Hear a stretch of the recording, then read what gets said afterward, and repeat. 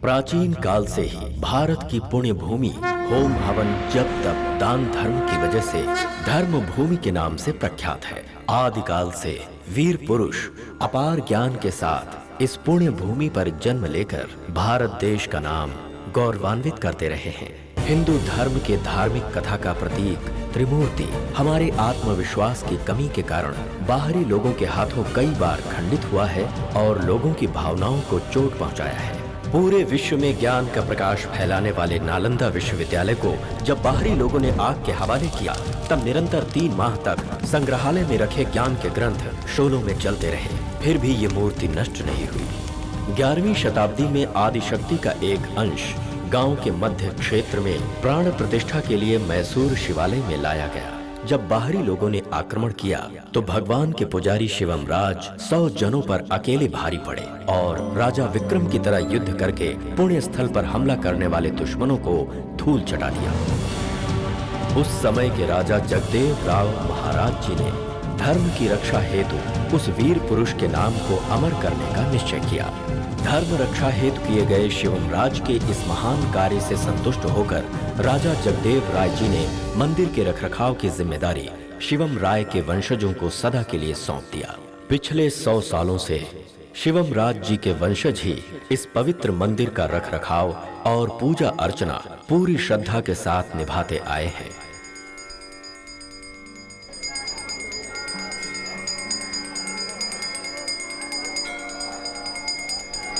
बाजू हटो, बाजू हटो, बाजू हटो। पांडे भैया की जय, पांडे भैया की जय, पांडे भैया की जय, पांडे भैया की जय। नमस्ते। मंत्री पांडे जी की जय। चुप हो जाओ। भगवान के घर में आकर तुम लोग किसी और की जय जयकार कर रहे हो, बुद्धि भ्रष्ट है। ये हमारे मिनिस्टर साहब हैं। तो उससे क्या फर्क पड़ता है, पंक्ति में खड़ा करवाओ। मेरी इस तरह बेइज्जती करने के लिए यहाँ लेकर आए हो? मंत्री जी माफ कर दो, गलती हो गई। पंडित, ऐसे मंदिर और तेरे जैसे सैकड़ों पुजारियों को देखा मैंने। मैं जहाँ भी जाता हूँ वहाँ पर मंगल आरती का टाइम बदल जाता है और मैं जहाँ नहीं पहुँच पाता वहाँ से टोकरी भर के प्रसाद मेरे घर पहुँच जाता है। पंडित जी, आप क्यों इस तरह की कठोर बातें कर रहे हैं?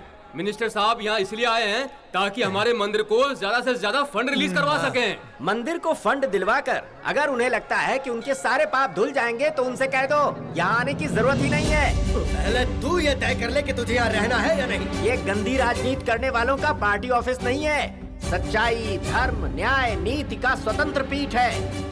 इस पीठ से ही हमारी इज्जत बरकरार है। हम इस पीठ की शान को बरकरार रखने के लिए किसी भी हद तक जा सकते हैं। जब भी हम अपनी योग्यता खो देते हैं तो ये पीठ नीचे उतार देता है। पंडित, मैं वो मंत्री हूँ जिसके पास 28 MLA का सपोर्ट है। मेरी बात नहीं मानने से सीएम की कुर्सी तक हिल जाती है और ऐसे में मैं तुझे छोड़ दूंगा।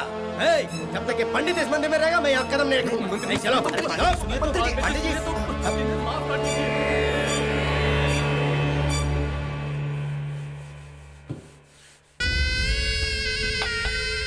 तो पंडित जानता नहीं कि मेरी पावर क्या है। वो ये बिल्कुल नहीं जानता कि मैं कौन हूँ। उसे ये भी नहीं पता कि कल पार्टी मीटिंग है। मैं सीएम से बात करके उस मंदिर को हमेशा के लिए बंद करवा दूंगा। मेरी बेइज्जती करने वाला वो पुजारी, वो परमेश्वर का बच्चा, अगर उसे भिखारी नहीं बनाया तो मेरा नाम भी पांडे नहीं। जी, आप इतनी छोटी सी बात को इतना बड़ा इश्यू क्यों बना रहे हैं? देखो, उस मंदिर का रख रखाव और पूजा पाठ जयदेव राव महाराज के जमाने से ताम्र पत्र में सुनहरे अक्षरों में उनके वंशजों को लिख कर दिया गया है। अपनी बकवास बंद करो। इसी जमाने में किसी ने लिख दिया तो क्या हुआ? आज इस देश में हमारा ही राज है। अरे हमें मानना ही पड़ेगा।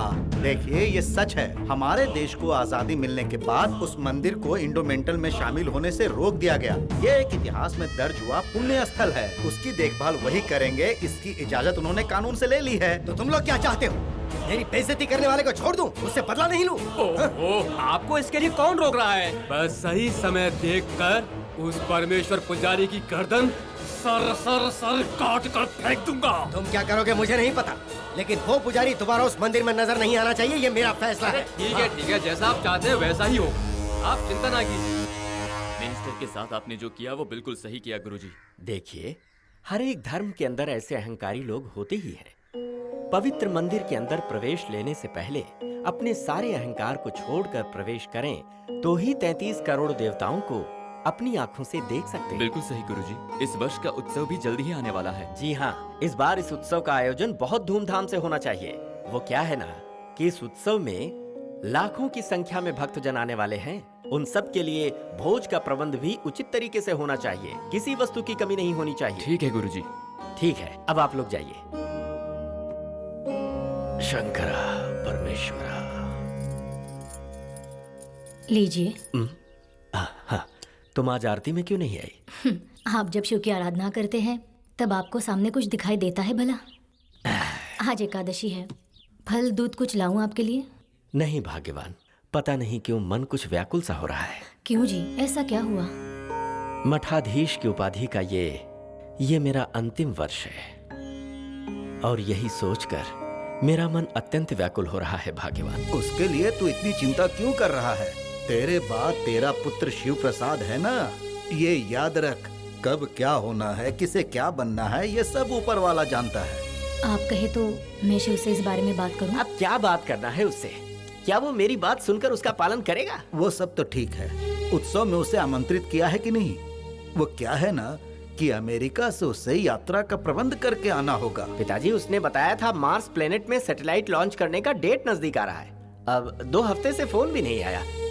मैं फोन करके देखता हूँ। अच्छा बताओ, तुमने शिवम को भी कहा है कि नहीं? हाँ, जब देखो तब एक्सपोर्ट का बहाना देकर ये देश वो देश भटकता रहता है। वो क्या एक्सपोर्ट करता है ये भगवान ही जाने। अब किसी एक स्थान में रहने वाले की स्थिर पहचान रहती है। अब उसे हम फोन करें भी तो कहाँ? यहाँ वहाँ बवंडर की तरह घूमता रहता है वो। बिल्कुल, बहती नदी, तेज वायु, घूमती हुई भूमि, फैलती हुई आग, कभी भी एक ही स्थान पर नहीं रुकता है। वैसा ही है ये शिवम, सदा यात्रा करने वाला काल भैरव।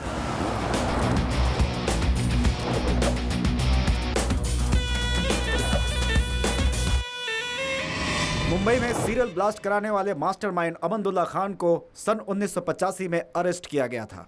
उसके चंद दिनों बाद ही उसके संगठन के लोगों ने केंद्रीय सचिव की लड़की का अपहरण करके इस आतंकवादी की रिहाई की मांग रखी थी।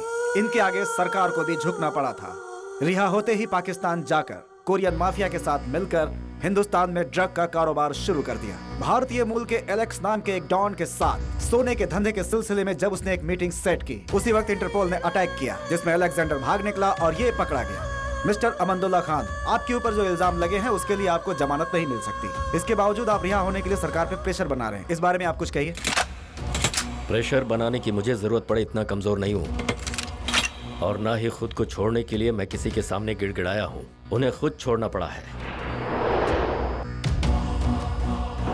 मुझे वांटेड लिस्ट में शामिल करने वालों से लेकर अरेस्ट करने वालों तक सभी को अभी से ठंडा बुखार आना शुरू हो गया है। जैसे मैं चाहता हूँ उसी तरह चलेंगे तो यहाँ सुख शांति के साथ रह सकते हैं, ये वो अच्छी तरह से जानते हैं।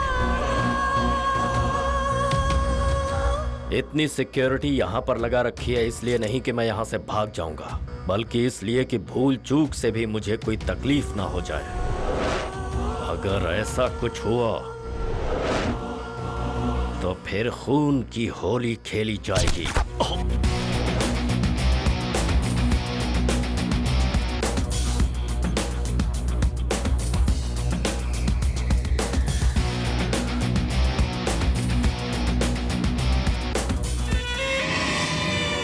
डबल गेम खेलकर चंद प्यादों को क्या मार दिया, ये मत समझना कि गेम इज ओवर। वो बाहर जरूर आएगा। The real game begins now. Baby, उसको बाहर लाने का काम मैंने ही किया है। नाउ ही इज नो मोर। खान गया कब्रिस्तान। तू एक लड़की है इसलिए छोड़ रहा हूं तुझे। जी ले अपनी जिंदगी।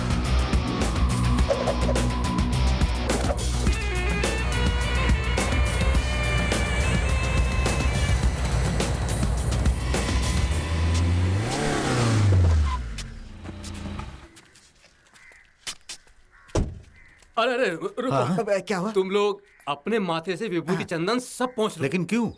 वो पक्का नास्तिक की औलाद है। माथे पर विभूति या टीका देख लेगा तो चमड़े के साथ खरोच कर निकाल लेगा। ऐसा है क्या? हाँ।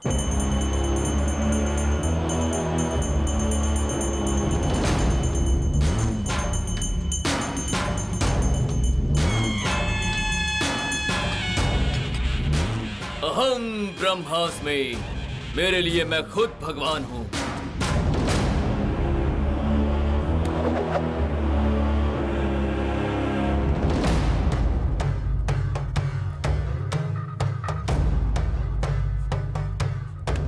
मुझे इस तरह से घूर क्या रहा है?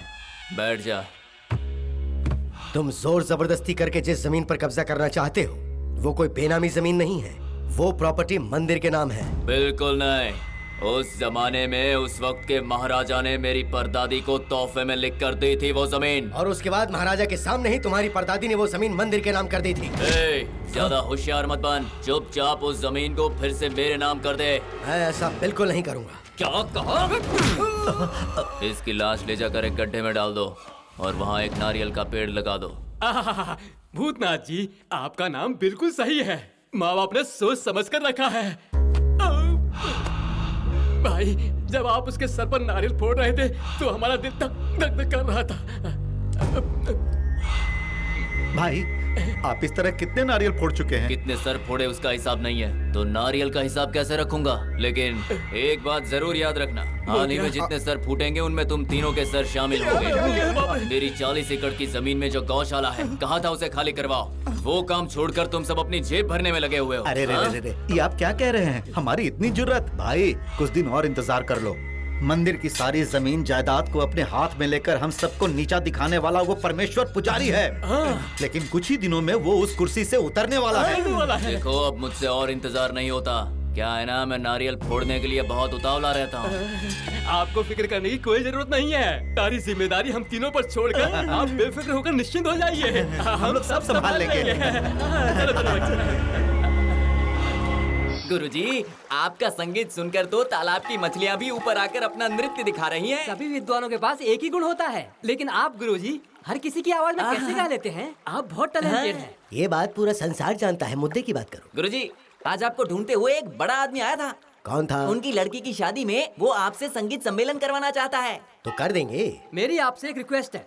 आपने इससे पहले एक शादी में गाना गाया था ना, शोक संगीत। यहाँ कौन किसका है, बेरहम दुनिया है। इमोशनल गाने मत गाना वहाँ पर। उससे तुझे क्या प्रॉब्लम है? मुझे कोई प्रॉब्लम नहीं है। ब्याह रचाकर घर संसार बसाने वाला लड़का आपका गाना सुनकर 1 महीने के अंदर ही अपनी पत्नी को छोड़कर जंगल में चला गया। वही तो, मेरे संगीत में पावर है। पावर संगीत में नहीं, आपके पेट में है। भूल गया?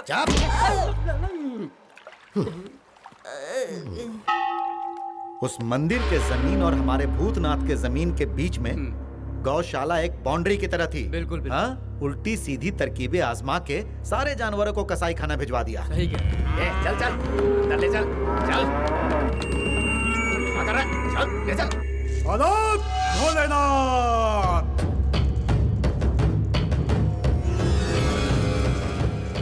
अत्याचार, महाअत्याचार, सत्यानाश हो जाएगा पापियों।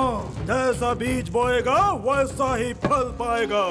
याद रखना, दूध देने वाली का रक्त बहाने वाले पापियों, तुम्हारा सत्यानाश हो। सड़ी गली चीजों को खाकर पचाने वाले गिद्ध हो तुम। घोर संकट आने वाला है। तुमने जो जाल बिछाया है उसमें तुम लोग ही फंसोगे। क्योंकि एक धूमकेतु तुम्हारे विनाश के लिए अब आ चुका है।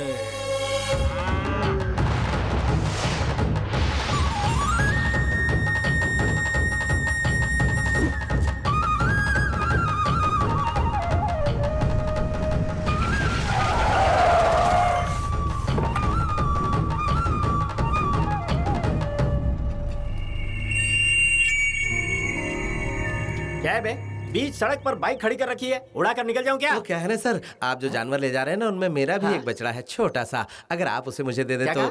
उसे तुझे दे दूं? रोकड़ा देकर खरीदा मैंने। सर, मेरी बात को समझिए सर। सर, बात कुछ यूं है कि अगर आपने उसे गंजा भी कर दिया तो भी आपके सर जितने बाल भी नहीं मिलेंगे आपको। सर, सच कह रहा हूँ, प्लीज सर। सर, वो बच रहा है sir, please sir. Sir, please मेरी बात मान जाइए सर। सर, क्या कर रहा है? प्लीज सर, मान जाइए प्लीज सर। चल दूर है। 1 मिनट रुक जा। हाँ सर।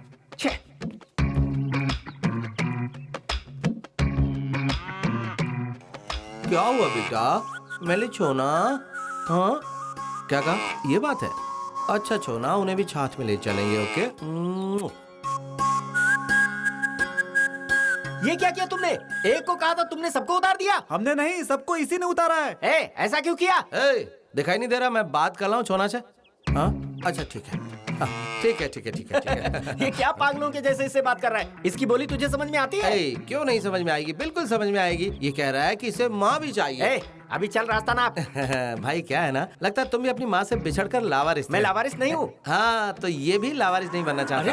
ओ हाँ तो बोलो माता। हाँ हाँ बोलो बोलो। हाँ तो ये बात है।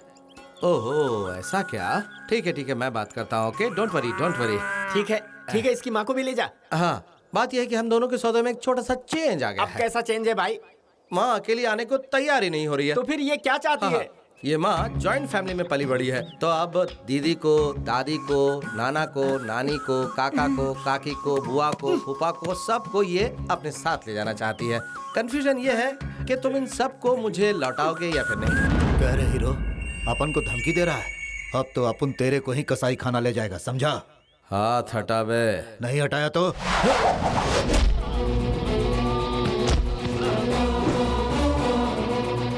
भाई क्यों बुला रहा है? वो मरकर जहन्नुम पहुंच गया है। तू भी जाएगा क्या उसके पास?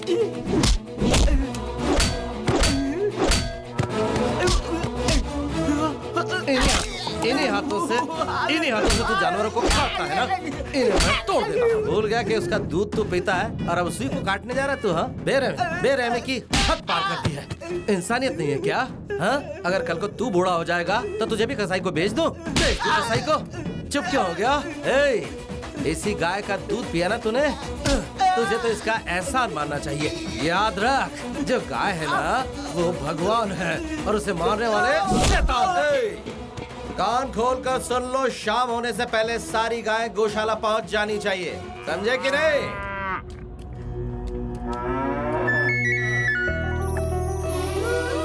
दीपक राग से दीप जल उठी, मेघ मल्हार से वर्षा हो उठी। ये क्या है गुरुजी? आपका संगीत सुनकर लड़की ही प्रकट हो गई। यही तो स्वर सम्राट का कमाल है। ये क्या कर रही है? इतने खूबसूरत चेहरे ने अचानक चंडी का रूप ले लिया। आज तो मैं सबक सिखा कर ही रहूंगी। चलो भागो। अरे मैं छोड़ूंगी नहीं। टुकड़े कर दूंगी।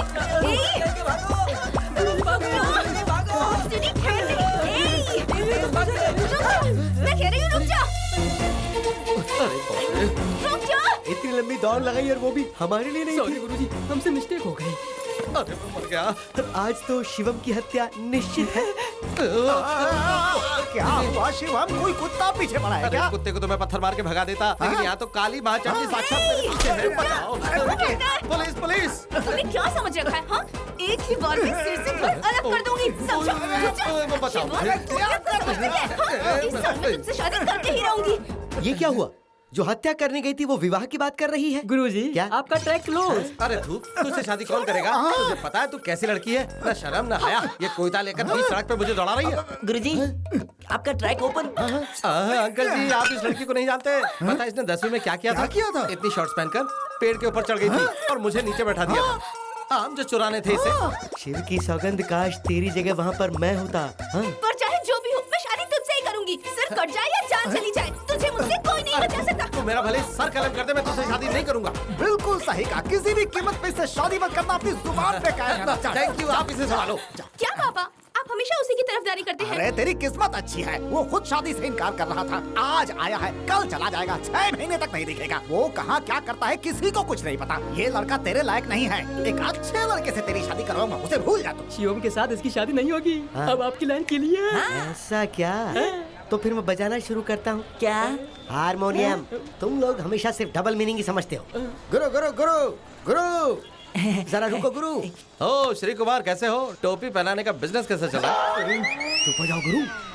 पुरानी बातों को तुमने अब तक अपने पेट में पचाया नहीं। ठीक है यार, अच्छा बताओ क्या काम है? ज्यादा कुछ नहीं, बस तुमसे एक छोटी सी हेल्प चाहिए थी। ओ मुझसे? बोलो क्या? तुमने तो उस लड़की को ना कह के छोड़ दिया है, तो मैं सोच रहा था कि ऐसे मौके पे क्यों ना मैं ही ट्राई कर लूं। तुम अगर तुम कोऑपरेट करोगे तो सोचा कि एंटर द ड्रैगन की तरह मैं उसकी लाइफ में एंट्री कर लूंगा। हाँ ठीक है, ओके ओके। लेकिन एक बात याद रखना दोस्त, वो लड़की महा डेंजरस है। ये जो तूने अपना एंटीना खड़ा कर रखा ना, इसे छुपा ले वरना नोच के बाहर निकाल देगी। All the best. जा, मैंने छोड़ दिया उसे। थैंक्स गुरु, टाटा गुरु। ओके, तुम संभालो उसे। दीदी सुना है शिवम लौट आया है। अच्छा, पता नहीं घर कब आएगा। जानती हो भूतनाथ के साथ ट्रस्ट के सारे लोग मिलकर जानवरों को कसाई खाना भेज रहे थे। हे राम, उसके बाद क्या हुआ? वहाँ हमारा शिवम पहुँच गया और उसने उन सारे जानवरों को बचा लिया। भगवान तुझे बुरी नजरों से बचाए। हमेशा खुश रखे। ये क्या माँ, जब भी आता हूँ तुम आरती उतारती हो। Oh okay okay. इसे ले जाओ। जाओ जाओ, जल्दी नहा कर आओ, मैं तुम्हारे लिए खाना परोसती हूँ। खाने में तुमने हलवा पूरी तो बनाया ना? मुझे पता है तुम्हारी मनपसंद चीज क्या है, मैंने सब वाह बनाया। वाह वाह वाह, इन हाथों से बनाया हलवा पूरी खाए मुझे अरसा हो गया। मैं 5 मिनट में आता हूँ, ठीक है? जा। कैसे हो भाई? Hello, hi. Hi Pawan, how are you? Hi चाचू। ये लो, इसे खोलो और जो तुम्हें चाहिए वो ले लो, ठीक है? Thank you. क्या बात है, मुझसे पहले यहाँ पहुँच गए? बस परसों इसका एग्जाम खत्म हुआ और पापा ने कहा कि उत्सव आ रहा है तो आप लोग आ जाइए, तो हम जल्दी आ गए। गुड। तू लास्ट मंथ अमेरिका आने वाला था, तो आया था या नहीं? कुछ पता ही नहीं चला। आया था लेकिन तुरंत लौट आया, तुमसे मिल नहीं पाया। सॉरी भैया। ये पहली बार नहीं है कि तू ऐसा कर रहा है। बेटा, हाय गॉडफादर, हाउ आर यू? दद्दू। अरे बेटा, मेरा बच्चा शिवम। कैसे हो दद्दू? अरे मैं तो ठीक हूँ, लेकिन तू ये बता कि तू सुबह आने वाला था तो इतनी देर क्यों हो गई? अब क्या कहूँ दद्दू, वो जो लड़की है ना, वो तो साक्षात काली का अवतार है। इतना बड़ा कोयता लेकर बिंदास होकर मेरी जान लेना चाहती थी वो। अरे बाप रे। ये क्या बेटा, तुम उसकी बुराई कर रहे हो? तुम तो उसकी जान हो। क्या कहा? जान हूँ? नहीं भागता तो बीच बाजार में मुझे टपका देती। हाँ, वो तो अंकल आगे तो मैं बच गया। अब ऐसी लड़की से कोई शादी करेगा क्या? मुझे अपनी जान प्यारी है। मतलब तुम्हें मंजूर नहीं है? करेक्ट। तो फिर ठीक है, ये बात याद रखना, चाहे जो भी हालात हो, जो बात तुमने आज कही है कल उस बात से मुकर मत जाना। हाँ, ये क्या? अरे दद्दू, ये तो ऐसे बोल गई जैसे इन्होंने पहले से सब रिकॉर्ड करके रखा हो। देखो, जो रिकॉर्ड होता है उसे हम डिलीट कर सकते हैं, लेकिन अपनी बेटी को तुम्हें नहीं देना है, ये बात उसके पिता ने मन में ठान ली है। क्यों? ऐसा क्यों? उनके होने वाले दामाद का गवर्नमेंट ऑफिसर होना बहुत जरूरी है, ये उसके पिता की शर्त है। तुम विदेश जाने का ख्याल छोड़कर यही रहकर कोई अच्छी सी नौकरी कर लोगे तो मैं किसी तरह उसके पिता को मना लूंगी। आपकी बेटी से शादी करने से बेहतर है कि मैं पूरी जिंदगी विदेश घूमता रहूं। क्यों? शिवम, पापा कब आया बेटा? अभी आया पापा।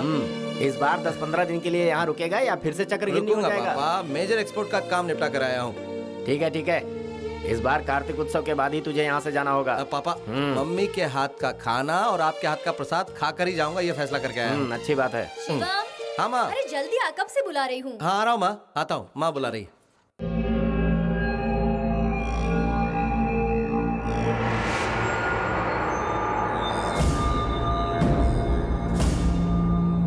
हमारे लिए क्या आदेश है?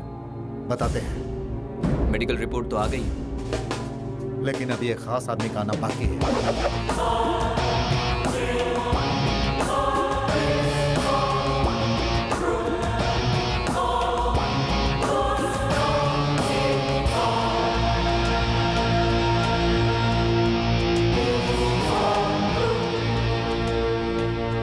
शुक्रिया मेरे दोस्त, शुक्रिया।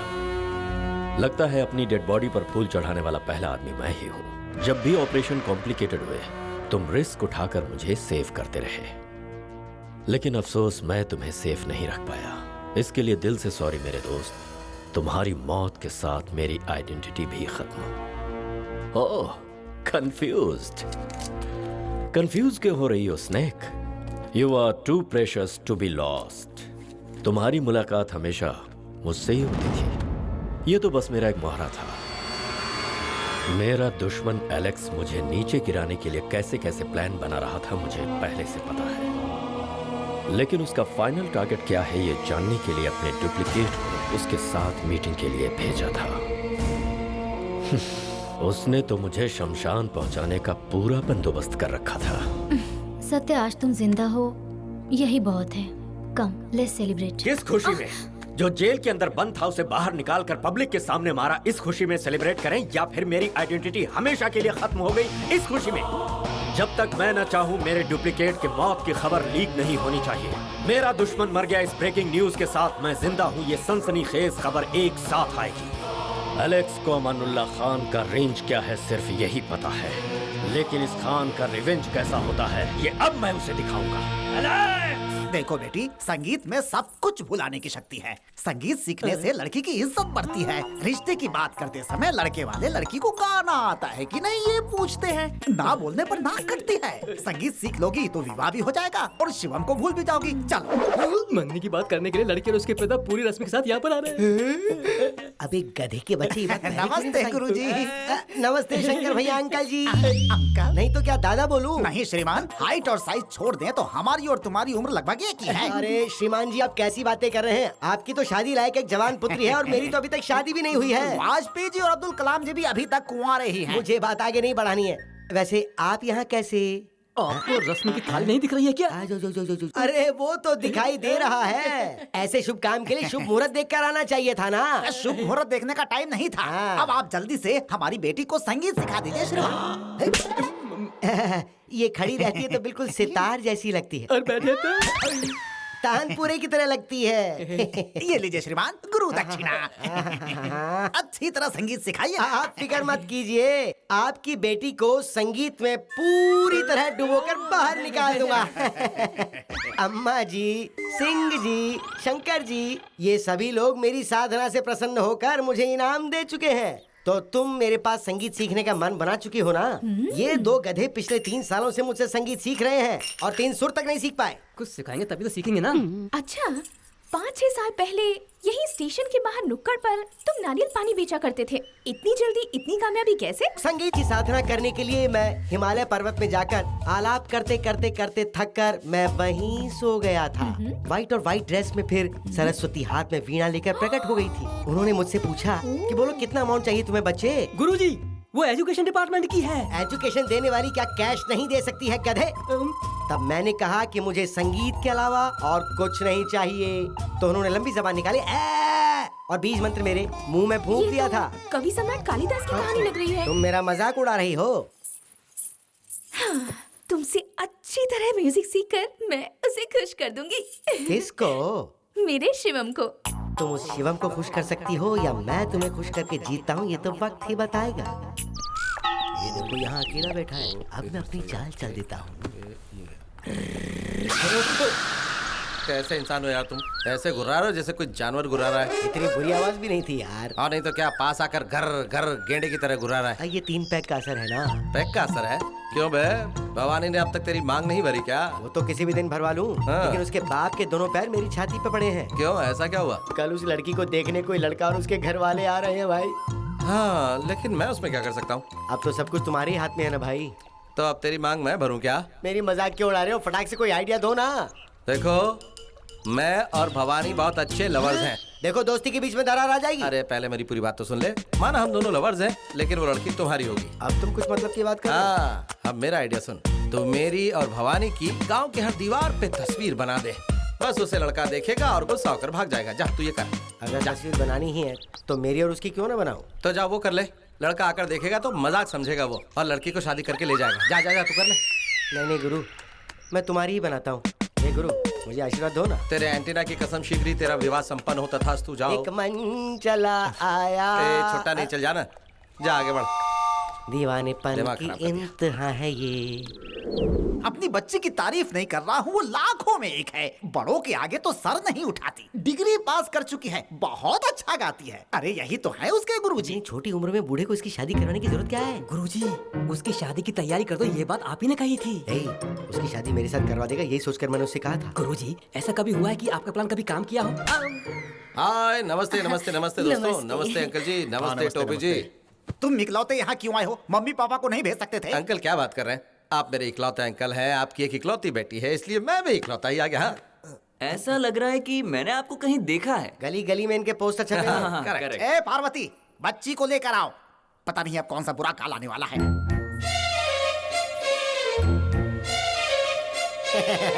इन्हें भी मैंने कहीं। अच्छा, ये क्या किया? थू, मनहूस। पापा क्या है? लगता है इस लड़की को भी मैंने कहीं देखा है। इसमें शक्कर तो बराबर से मिलाई है ना? हाँ मिलाई है, हाँ। लेकिन मिक्स नहीं की है। तो करो जाने मन, मिक्स करो। हाँ ए जी, हाँ। मेरी फिंगर छोटी है। ठीक है तो लाओ मैं करता हूँ। ओके ये तुम सबके सामने क्या कर रहे हो? ये अपना मुंह बंद कर, मैं तेरे लिए काम कर रहा हूँ।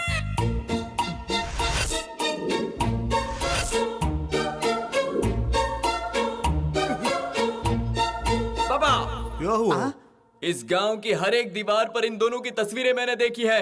अब सब कुछ खत्म हो गया पापा। अरे ये तो क्या कह रहा वो है? जहाँ उंगली घुमा रहे हैं ना, वैसे हमें भी घुमा रहे हैं। हाँ। दूध में हाँ? किसी भी कीमत पर मैं इस बी ग्रेड मूवी से शादी नहीं करूंगा। चलो पापा। एक मिनट, मुझे बी ग्रेड मूवी कहा? हाँ। अबे मैं ब्लॉकबस्टर मूवी हूँ। तुम मुझे रिजेक्ट करोगे? तुम्हारी हैसियत ही क्या है? मैं तुझे रिजेक्ट करती हूँ। चल बड़ा आया। ओ जी चलिए यहाँ से। अरे चलो जी।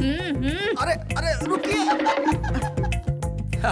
अरे अंकल, आप बेकार का टेंशन क्यों ले रहे हैं? ये वो पिक्चर है जो डब्बा है, रिलीज नहीं हुई। लेकिन आपकी लड़की का, उसका तो सिल्वर जुबली होने वाला है, सुपर हिट लड़का मिलेगा उसे। हाँ मेरा काम तो हो गया। ठीक है। शिवम के आते ही मैं समझ गया था कि ये रिश्ता कभी हो ही नहीं पाएगा। आप हताश मत होइए, कोई समाधान निकाल लेंगे। आप कुछ कहना चाहते हो क्या? आपके तेवर बदले बदले लग रहे हैं। दीवारों पे तस्वीर बना के रिश्ते बिगाड़ता है। गुरु रुक जा गुरु। क्यों, क्या बात है? हाँ ओहो, तुम्हारा ससुर तो तुमसे अच्छा आर्टिस्ट है। दोनों गालों पर क्या पेंटिंग बनाई है? गुरु तस्वीर बनाने वाला मैं हूँ और तस्वीर बनवाने वाले तुम हो। तो ये बात लड़की के बाप तक कैसे पहुँची, जरा ये समझाओगे मुझे? रात दिन मेहनत करके तुमने बहुत ही बढ़िया तस्वीरें बनाई हैं। तुम्हारी ये कला जगत प्रसिद्ध होने वाली है। आर्ट बाय श्री कुमार लिखकर सब दूर ऑटोग्राफ बना दिया है। कैसा है? तुमने तो मेरा नाम प्रसिद्ध कर दिया। तू मुझे बता, उस लड़के ने तुझे रिजेक्ट क्यों किया? उसकी आंखें ठीक नहीं थी क्या? ओहो, उसकी आंखें बिल्कुल ठीक थी, इसीलिए ऐसा किया। क्यों? गांव की दीवारों पर मेरी और शिवम की जो आड़ी तेरी तस्वीरें बनी थी, वो उसने देख ली थी। वो किसने बनाई? और कौन बनाएगा? शिवम ने? हाँ उसी ने। वो है ना, मुझे बहुत चाहता है, इसीलिए ऐसा किया। लेकिन वो कभी जताता नहीं। आखिर वो अपने प्यार का इजहार मुझसे कब करेगा पता नहीं। लगता है वो आ गया है। मैं उसका मुंह खुलवाती हूँ, छुप जा तू। ठीक है। माँ इतनी जोर की भूख लगी है कि पेट में चूहे कबड्डी खेल रहे हैं। ओहो, ये क्या माँ, हॉट वेदर में काली साड़ी पहन रखी है? क्या बात है माँ, आज इतनी सीरियस क्यों लग रही हो? क्योंकि मैं सीरियस हूँ। मैं तुमसे एक बात पूछती हूँ, क्या सच बताओगे? माँ मैंने अपनी जिंदगी में तुमसे कभी झूठ बोला है तो क्या? फिर ये बता, गांव की दीवारों पर तेरी और भवानी की ऐसी आड़ी टेढ़ी तस्वीरें किसने बनाई? बनाई है उस मोटू श्री कुमार ने और बनवाई है मैंने। क्या? किस लिए? ताकि भवानी की उस लड़के से शादी न हो सके। ऐसा करवाने से तुझे क्या मिलेगा? मुझे भवानी मिलेगी और क्या माँ। मतलब वो तुझे पसंद है? ये क्या माँ, बेटे से ऐसे सवाल नहीं पूछे जाते। ए, तुझे पसंद है या नहीं? हाँ पसंद है। हाँ, मुझे कुछ सुनाई नहीं दिया, जरा जोर से बोल। भवानी मुझे बहुत पसंद है। तो फिर गधे, उस बच्ची को तू जानबूझकर क्यों सताता है? देखो माँ, ऐसा है कि अगर मैं उसे चाहता हूँ, ये उसे पता चल गया तो मेरी शादी से पहले ही तुम 2-3 बच्चों की दादी माँ बन जाओगी। हाँ। मेरी बच्ची की खामोश हो गई। मजाक कर रहा था। माँ कसम मजाक कर रहा था। मैं सच बता रहा हूँ, पीछे मत पड़ो यार। तो मेरे मैंने अपनी सेफ्टी के लिए अपने डुप्लीकेट को रखा था, लेकिन उसने डुप्लीकेट को मारकर ओरिजिनल को ही डमी बना दिया। कोई भी सिर्फ मेरे फोन कॉल पर भाई का आदमी आ रहा है ये कहकर सारे काम काज छोड़कर मेरा काम पहले करता था। लेकिन आज जब मैं खुद फोन कर रहा हूँ, कोई फोन उठाने को तैयार ही नहीं। किधर है वो एलेक्स? तुम लोग चारों तरफ उसे ढूंढ रहे हो, लेकिन उसकी खबर ही नहीं। देखो मुझे वो चाहिए मुनीर, उसे मैं नहीं छोड़ूंगा। मुझे वो चाहिए, समझे? ठीक है भाई। याद रखना, वो पाताल में भी छुपा हो तब भी मैं उसे ढूंढ निकालूंगा, नहीं छोड़ूंगा मैं उसे। अब तुम ये गांव छोड़कर बाहर गए ना, तो मैं तुम्हें नहीं छोड़ूंगी। जहाँ भी जाओगे वहीं आ जाऊंगी। मैं कहाँ रहता हूँ ये मुझे नहीं पता, तो फिर तुम कहाँ ढूंढती फिरोगी? मैं तुम्हारे बगैर नहीं रह सकती। जल्द से जल्द शादी की ये प्रॉब्लम सॉल्व करो। प्रॉब्लम नंबर 1, मेरे पापा को तुम्हारी सूरत पसंद नहीं है। प्रॉब्लम नंबर 2, ऑलरेडी मेरे लिए लड़का ढूंढ रहे हैं। प्रॉब्लम नंबर 3, वो भोपले का प्रॉब्लम, पुराने खंडर का पिलर। वही ना वो मोटू, वो प्रॉब्लम नहीं, वो तो अच्छी बात है। उस प्रॉब्लम का बनाऊंगा मैं लव ट्रायंगल और कर दूंगा फिनिश।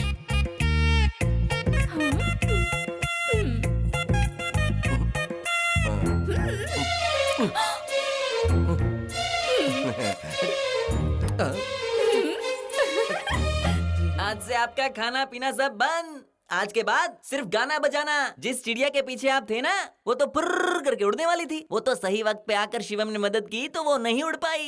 इस खुशी के मौके पर एक गाना हो जाए। अच्छा, मुझे आपसे कुछ बात करनी है। हम दोनों के बारे में बात करनी है? हाँ, हम दोनों की पर्सनल बात है, इसलिए इन चलो दोनों को। तबला ढोलक उठाओ और रवाना हो जाओ। अरे चलो चलो, जान बची। चलो डाउन डार्लिंग। ओहो ओहो गुरु, कल उस शिवम अंकी ने मुझे गुड न्यूज दी कि वो शादी का प्रोग्राम कैंसिल कर रहा है। रात को जब मैं सोई थी तब एक मोटा सा चेहरा मेरे सामने आया जो मेरे मन को भा गया।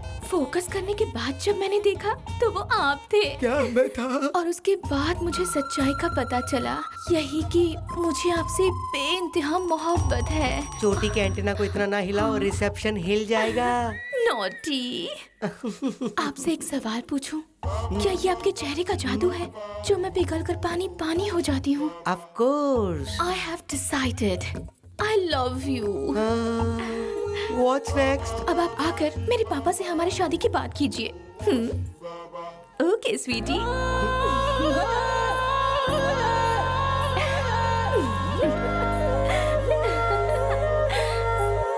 भवानी अब तक घर नहीं आई है, शादी के लायक हो गई है, फिर ये म्यूजिक सीखने की क्या जरूरत? सोचा था संगीत सीख लेगी तो अच्छा लड़का मिल जाएगा, लेकिन वो उसे तो लाज शर्म ही नहीं है तुम्हारी वजह से। ऐसा उसने क्या कर दिया? क्या कर दिया? जब भी कोई आता है गाय की तरह सींग मारने दौड़ती है। मेरे जीते जी पता नहीं उसकी शादी होगी कि नहीं होगी। मरने की बात क्यों करते हो पापा? आपको इतनी जल्दी मरने की कोई जरूरत नहीं, क्योंकि मैं ऑलरेडी अपने लिए लड़का सेलेक्ट कर चुकी हूँ। किसे? उसे शिवम को? छी, उससे शादी कौन करेगा? ना उसका सुर अच्छा है और ना ही वो संगीत जानता है। बिल्कुल सही कहा। अच्छा हुआ तेरे दिमाग से उसका भूत उतर गया। मैं बहुत खुश हूँ। वो लड़का कौन है बोल? अपने म्यूजिक टैलेंट से सबके दिलों का टेनेंट बना हुआ वही मेरा फेमस म्यूजिक गुरु श्री 7 सुरों का मालिक यानी सम्राट मेरा दिल जीत चुके हैं। अरे फूटी किस्मत हमारी। ये बच्चे अपना बचपना कब छोड़ेंगे?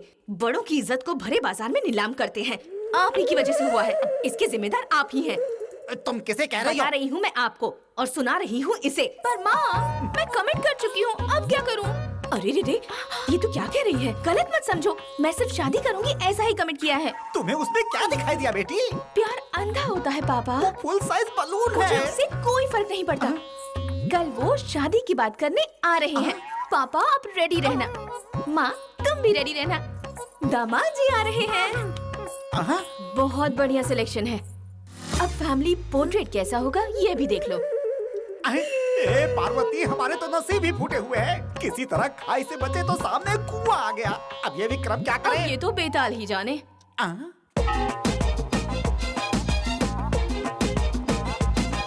आपने मुझे अपने साथ लाकर यहाँ क्यों बिठाया है पापा? वो मेरे लिए घर में आकर इंतजार कर रहे होंगे। अरे मैं ये नहीं चाहता, इसीलिए यहाँ लेकर आया हूँ। तू चुप बैठ। ओहो, अरे ये अमंगल मंगल आरती के समय यहाँ कैसे आ गया? अरे इसे यहाँ किसने बुलाया? इन्हें यहाँ मैंने बुलाया है पापा। क्या कर दिया तुमने? चलो भागो यहाँ से। पापा रुको ना पापा, एक मिनट। क्या बात है श्रीकांत अंकल, यहाँ कैसे?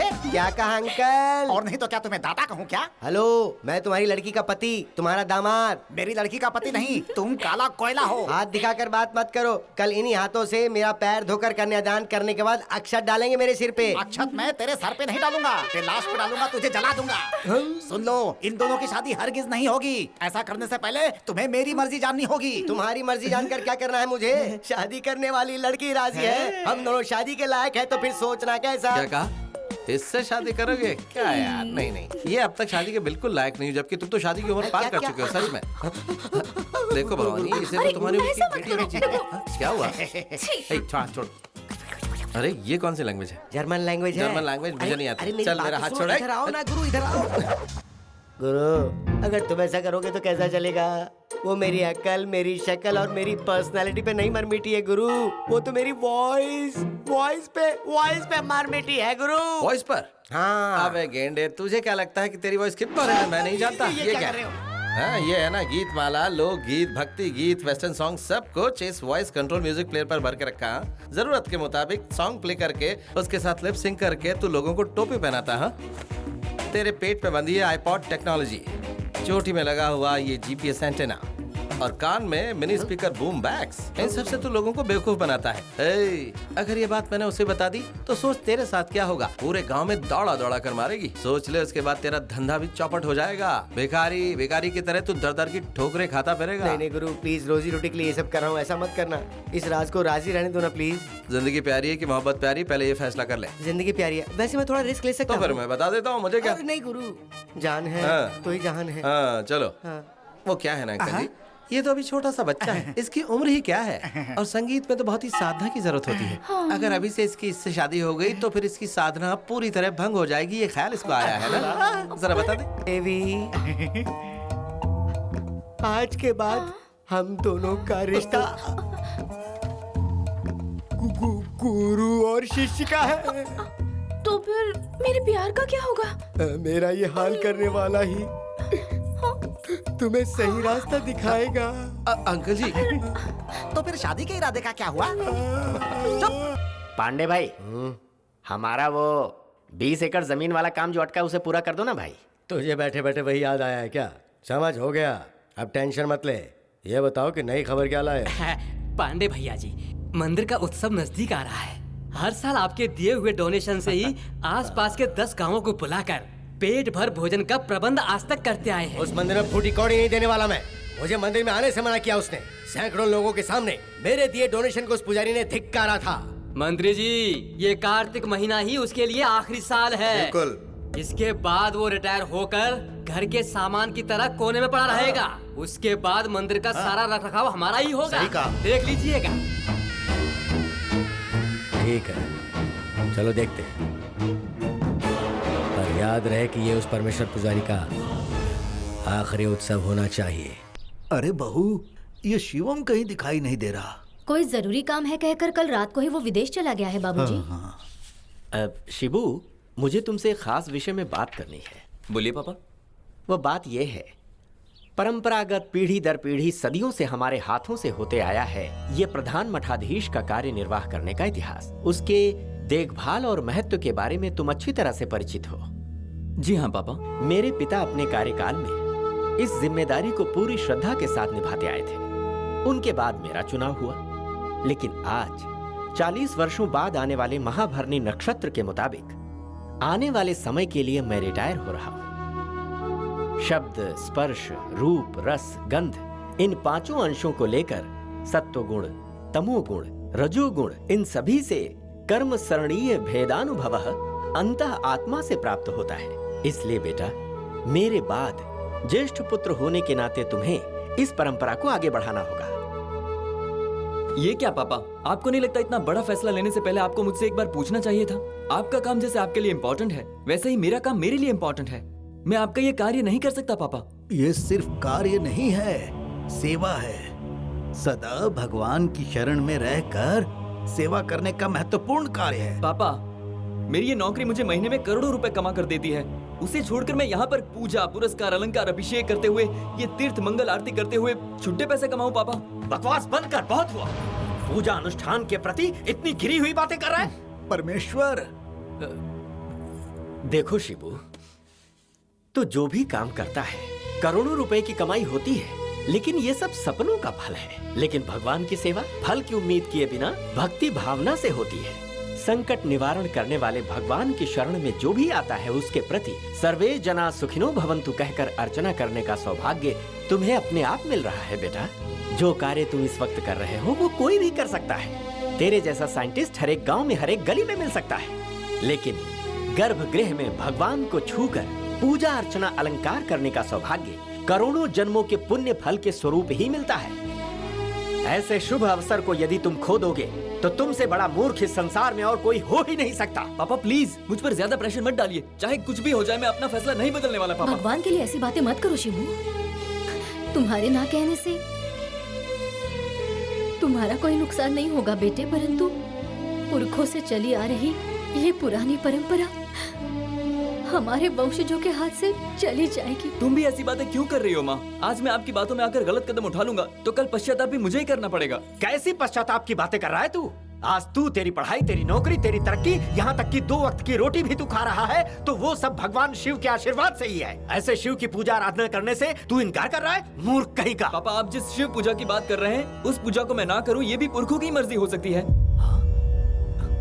पुरखों, परंपरा और उत्तराधिकारी के नाम पर आप मेरी बलि चढ़ा रहे हैं पापा। दादा के बोए हुए बरगद के पेड़ पर मैं फांसी पर चढ़ जाऊं क्या? शिबू, जिन 9 ग्रहों की पूजा करने की बात कर रहे हैं, उन 9 ग्रहों के साथ मैं अपने लैब में रोज खेलता हूं पापा।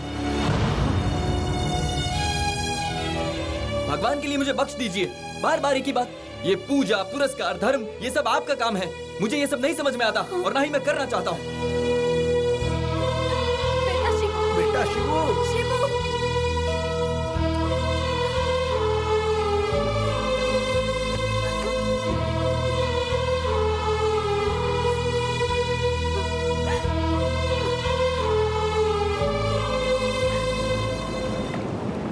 Alex, sorry to disturb you on your holiday. Khan के साथ उसके पूरे गैंग को फिनिश करके तुम्हारे इंडिया जाने के बाद यहाँ ब्यूरो ऑफ लैंड मैनेजमेंट के हिसाब से बड़े पैमाने पर फिर से ट्रक का धंधा शुरू हो चुका है। इस बार इस धंधे को किसी और ने टेक ओवर किया है। उसे खत्म करने के लिए ही तुम्हें यहाँ फिर से बुलाया गया है। माफिया नेटवर्क कुछ अलग तरह से काम करता है। किसी और धंधे में जब नंबर 1 का आदमी नीचे आता है, तभी दूसरे नंबर का आदमी उसकी जगह पर पहुंचता है। लेकिन यहाँ पर इंतजार नहीं किया जाता, बल्कि बंदूक की नोक पर जगह हासिल की जाती है। जो पहली गोली चलाता है, जीत उसी की होती है। इसलिए मैंने उसे बाहर निकाला और जहन्नुम भेज दिया। खान की जगह खाली होने के बाद नेटवर्क का फिर से इतने थोड़े समय में चालू हो जाना, इसका सिर्फ एक ही मतलब है, कोई और है जो खान की जगह पर पहुंच चुका है। यास्मीन, यूसुफ, आयशा, जफर एंड नूरू, ये लोग हर महीने 50 से 60 टन ड्रग्स अमानुल्लाह खान से खरीदा करते थे। हमें उन्हें ढूंढना होगा और उनका सफाया करना होगा।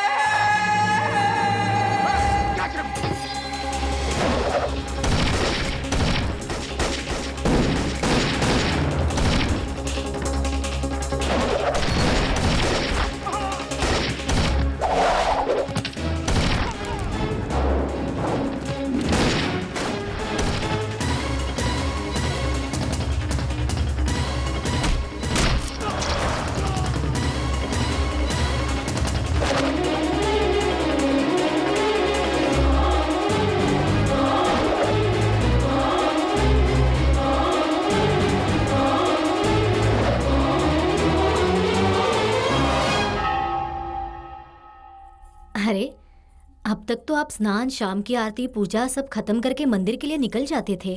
आज क्या हुआ जी, आप इतनी देर तक सोए हैं?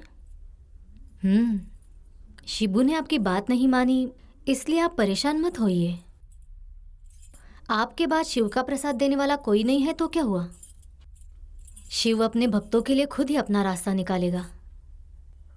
मैं कब से बोले जा रही हूँ, लेकिन आप जवाब ही नहीं दे रहे। क्या हुआ है आपको?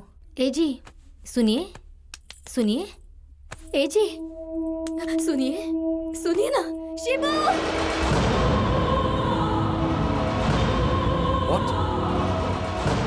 रुद्रा, शरीर से मुक्त हुआ जीवात्मा तेरी ओर प्रस्थान कर चुका है, उसे तू मुक्ति दिला।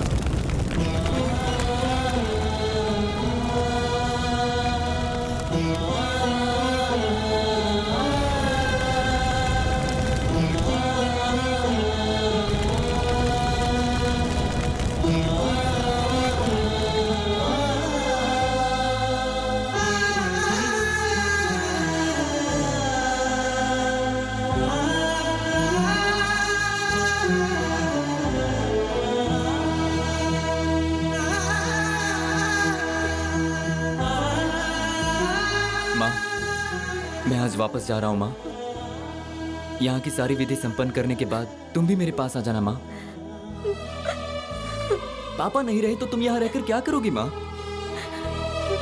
दद्दू, आप इन्हें समझाते क्यों नहीं? अगर माँ मेरे पास आ जाएंगी तो इन्हें अपने दुख दर्द से छुटकारा मिल जाएगा। हमारी सोच जैसा अगर सब कुछ होता तो दर्द से हर किसी को छुटकारा मिलता, संसार में हर कोई हंसी खुशी के साथ जीवन बिताता। ये सब कुछ छोड़कर तुम्हारे साथ आना हमारे लिए बिल्कुल मुमकिन नहीं। इतने सालों तक यहाँ रहे, हम इस मंदिर और जगह को नहीं छोड़ सकते। यही हमारा अस्तित्व है। तेरे पिता को गुजरे हुए अभी 3 दिन भी नहीं हुए और तू अपने फर्ज को छोड़कर जाने की तैयारी कर रहा है।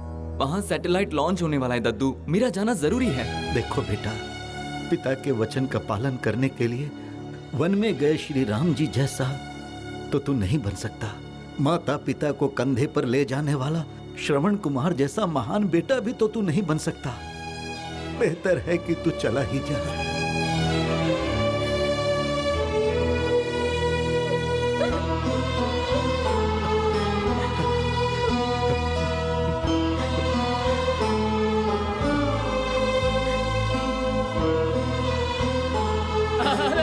अरे सुनो भाई। हाँ जी, आपके लिए खुशखबरी है। वर्षों से जो आपका दुश्मन बना बैठा था, वो परमेश्वर पुजारी सीधा कैलाश चला गया। इतना ही नहीं, उसके बाद उसका उत्तराधिकारी बेटा ये कहकर विदेश चला गया कि मुझे इस झमेले में नहीं पड़ना है। इतना अच्छा मौका हमें अपने हाथ से जाने नहीं देना चाहिए, छीन लेना चाहिए उसे।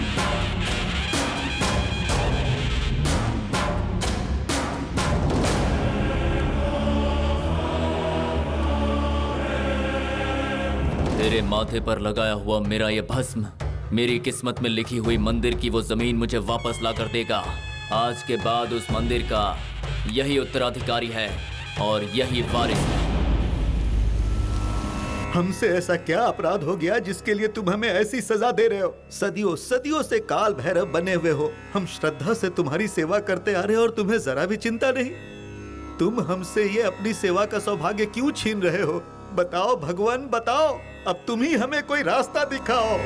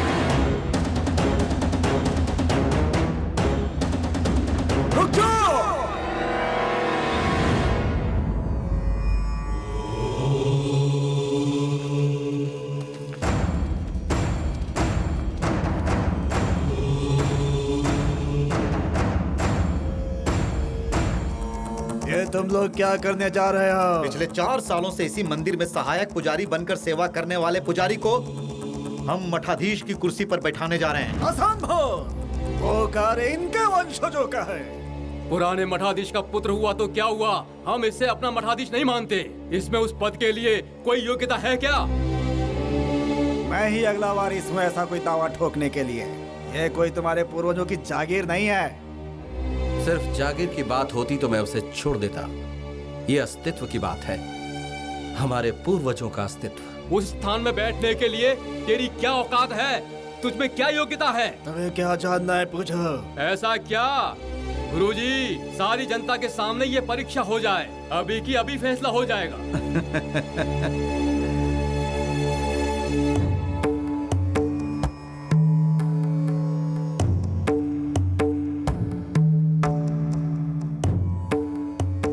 हमारे धर्म में देवालय मतलब एक सशक्त व्यवस्था है। यहाँ सिर्फ विश्वास पर ही सब कुछ नहीं चलता। मुख्य द्वार से लेकर गर्भगृह तक, हमारे कुल देवता से लेकर अंतिम पंक्ति तक, पग पग पर नियम शास्त्र का अंश होता है। दैवीय शक्ति को केंद्रित करने के लिए सिर्फ मान लेने या भावना को पालना ही काफी नहीं होता। उसके लिए ऋषियों के दिए हुए ज्ञान की प्राप्ति होनी चाहिए। अर्चना करने वाले की प्रार्थना अगर सही है तो तबेले का पत्थर भी शिव बन जाता है, लेकिन पूजा में अगर रत्ती भर भी चूक हो तो शिव को शिला बनते देर नहीं लगती। संसार के मोह माया में भटके हुए तुम हजारों साल का इतिहास रचने वाले इस मंदिर में किस तरह मठाधीश का कार्य संभालोगे?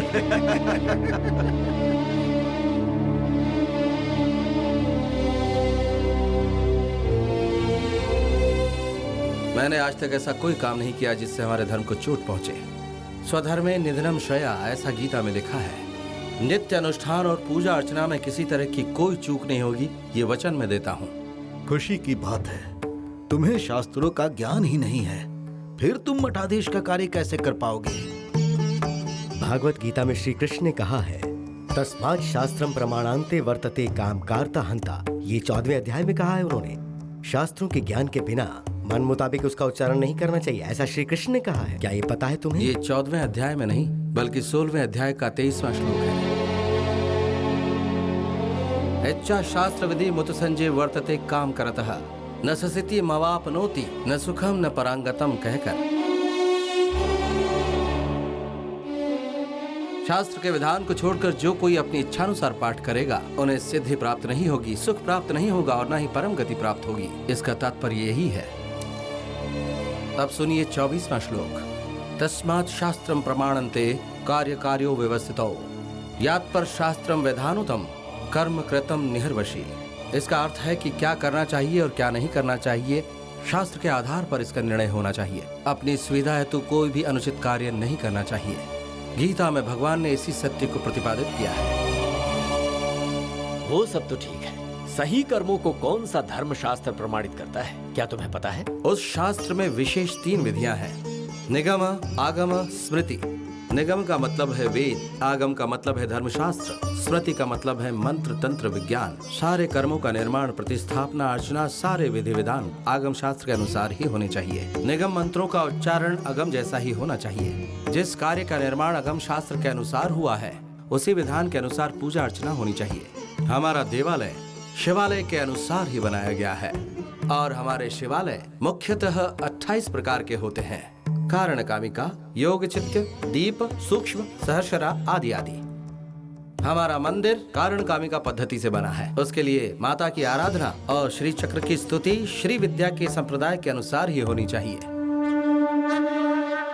शिव के अनुसार पंच ब्रह्मा मतलब कौन है? शिव का पंचमुख भी पंच ब्रह्मा है। उनके नाम है सद्यजोता, वामदेव, अघोर, तत्पुरुषा, ईशान।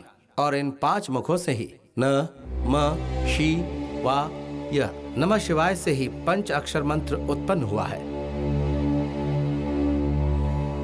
इन 5 मुखों को चैतन्य देने वाला शिव ही पंचमुख होकर संसार का नायक है। अच्छी बात है। और एक छोटा सा प्रश्न, शिवम राज कौन है? कोई कलह नहीं, किसी का वध नहीं, असत्य वचन नहीं, कोई अहंकार नहीं, किसी का उपहास नहीं, स्वयं की प्रशंसा नहीं, औरों का अपमान नहीं। यही आत्मशुद्धि है, यही भैरव की सिद्धि है और यही है परमपिता परमात्मा की अमृत वाणी। ब्राह्मण कुल में पैदा होने वाले और भेदभाव का तिरस्कार करने वाले, सब में समानता लाने वाले 12वीं शताब्दी में पैदा हुए बसवराज जी के बारे में ही आप पूछ रहे थे क्या? बिल्कुल।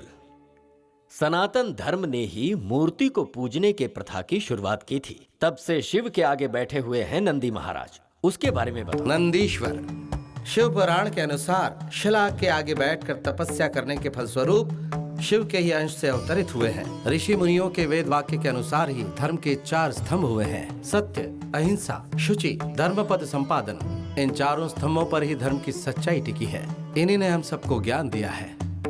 धर्म का श्रद्धा से पालन करने पर ही ईश्वर प्राप्त होता है। नंदी महाराज के दर्शन के बाद ही शिव की पूजा होनी चाहिए। धर्म का रक्षक ही भगवान है।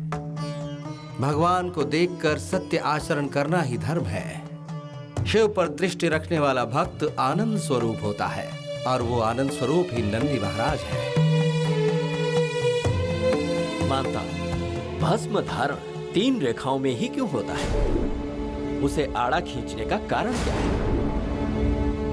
अग्निमिति भस्म, जलमिति भस्म, स्थलमिति भस्म, भस्म व्योमिति भस्म जैसे वेद मंत्र भस्म को स्थापित करते हैं। अग्नि सारा भस्म वर्चस्व को, तेज को, आयुष, रक्षा, पवित्रता और शांति प्रदान करता है। भस्म भाषणात् भसितम प्रोक्तम भक्ष किल भक्ष भक्षणात्। इसका अर्थ स्मृति व्याख्या। प्रकाश स्वरूप पाप का नाश करने वाली है भस्म। ओमकार में आकार, ओमकार मकारों को ऋग्वेद, साथ ही यजुर्वेद और सामवेद को ब्रह्मा विष्णु महेश्वर जी का प्रतीक मानकर भस्म की 3 रेखाएं माथे पर लगाई जाती हैं। माथे की लिखावट को शुभ बनाकर उसे परिवर्तित करने की शक्ति भस्म में होती है। आने वाले संकट का संकेत होता है। ललाट की रेखाओं के अनुसार ही भस्म को भी आड़े रूप में लगाया जाता है। धर्मस्य जयस्तु अधर्मनाशस्तु शिवो रक्षितो शंभो शंकर हर हर महादेव।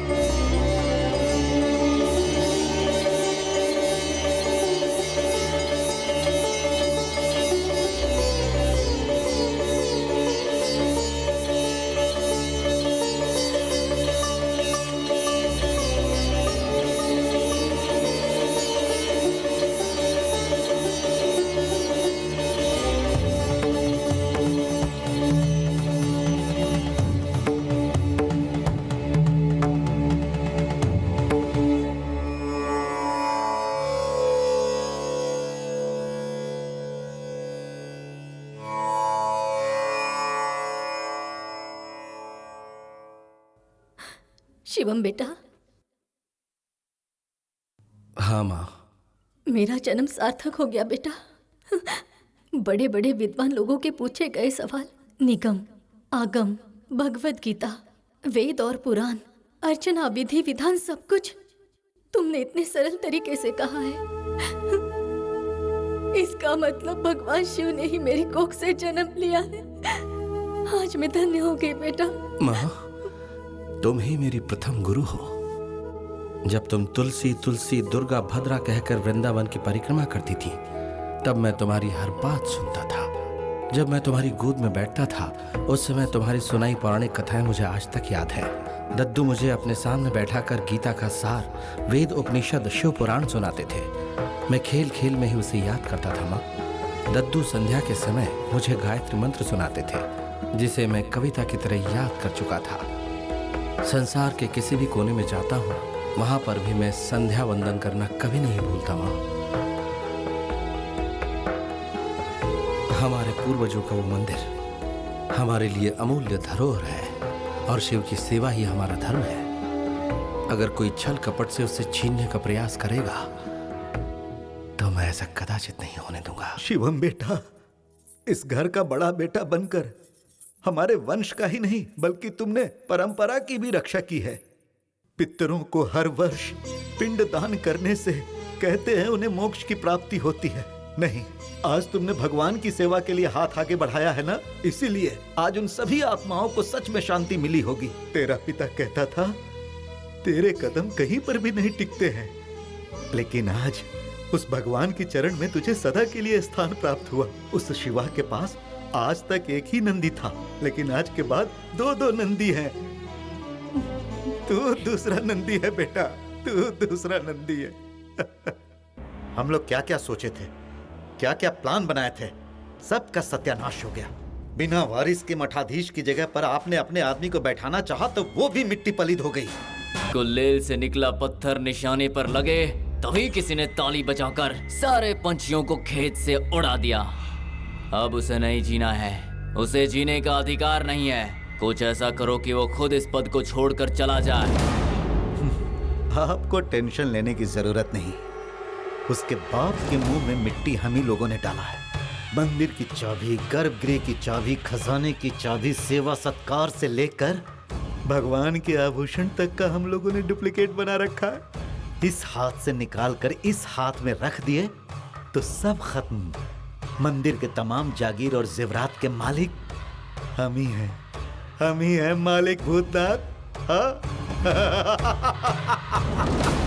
विदेशों में घूमने वाला शिवम राज इतना बड़ा विद्वान होगा, ये बात मैंने कभी सपने में भी नहीं सोची थी। वो अपने बाप से भी 2 कदम आगे है। सही कहा। तुमने देखा नहीं इतने साल इस गांव से दूर रहने के बावजूद वो कैसे उस दिन पैक पैक पैक पैक कर रहा था। जो भी हो, अभी हमें थोड़ा सतर्क रहने की जरूरत है, वरना पासा कहीं उल्टा ना पड़ जाए। बिल्कुल सही। जब तक परमेश्वर पुजारी जिंदा था तब तक हम में से किसी को भी चैन से नहीं रहने दिया। उसके मरने के बाद ऐसा लगता है चोरों ने सीसीटीवी कैमरा ही चुरा लिया। साक्षात परमेश्वर के ही दर्शन हो गए। आप यहाँ किसकी प्रतीक्षा कर रहे हैं? नंदी महाराज केवल शिव की प्रतीक्षा ही करते हैं। हम भी वैसे ही हैं। मंदिर की रक्षा करने के अलावा हम कुछ नहीं करते हैं। बिल्कुल। किसने कितनी चोरी की है और कहां कहां हाथ मारा है, अकाउंट्स देखने के बाद सब पता चल गया है। अरे रे रे रे रे रे, भगवान के अकाउंट में बेईमानी करने वाले की आंखें चली जाती हैं। जो ईश्वर को धोखा देता है गुरुजी, उसके शरीर का एक भी हिस्सा सही सलामत नहीं रहता। ओह अच्छा। हाँ। तो फिर आप ठीक ठाक कैसे हैं? क्या मतलब? आप कहना क्या चाहते हैं कि हम इस मंदिर के हिस्सा में घोटाला करते हैं? हाँ। मैं कसम खाकर कहता हूँ, एक छुट्टा पैसा, एक पैसे को भी नहीं छुआ मैंने। बिल्कुल, तुमने पैसों को नहीं छुआ, लेकिन रुपयों को निगला है, वो भी करोड़ों रुपए। तुम कहना क्या चाहते हो? हम लोग अकाउंट्स में एक एक पाई का हिसाब रखते हैं। अकाउंट्स क्या मैं तुम्हें बताऊं? प्रसाद, अभिषेक और दीपक के लिए 50 किलो घी, और वो भी किस मूल्य पर? 450 रुपए प्रति किलो, अर्थात 22,500 रुपए प्रतिदिन। एक माह का 6,75,000 रुपए और एक साल का 21 लाख रुपया होता है। अकाउंट में तुम लोगों ने लिखा है 3.5 करोड़। इसका मतलब है तुम लोगों ने झूठ बोलकर 2,69,00,000 रुपया हड़पा है। इसके अलावा छोटी मोटी चीजों को मिलाकर होता है 30 करोड़ रुपया सालाना, लेकिन अकाउंट में तुम लोगों ने लिखा है 60 करोड़। तुम पुराने हो इसलिए अपमान नहीं करना चाहता। मैं तुम्हारे सामने एक बड़ा प्रस्ताव रखता हूँ। तुम लोग 30 करोड़ एक साथ मत भरो, 30 दिनों का समय देता हूँ। 1 करोड़ रुपए रोज के हिसाब से 30 दिनों में भर दो। और नहीं भरे तो? जब तक ये मेरे कंधे पर है मैं भगवान का पुजारी हूँ, लेकिन अगर मैंने इस अस्त्र को कमर से कस लिया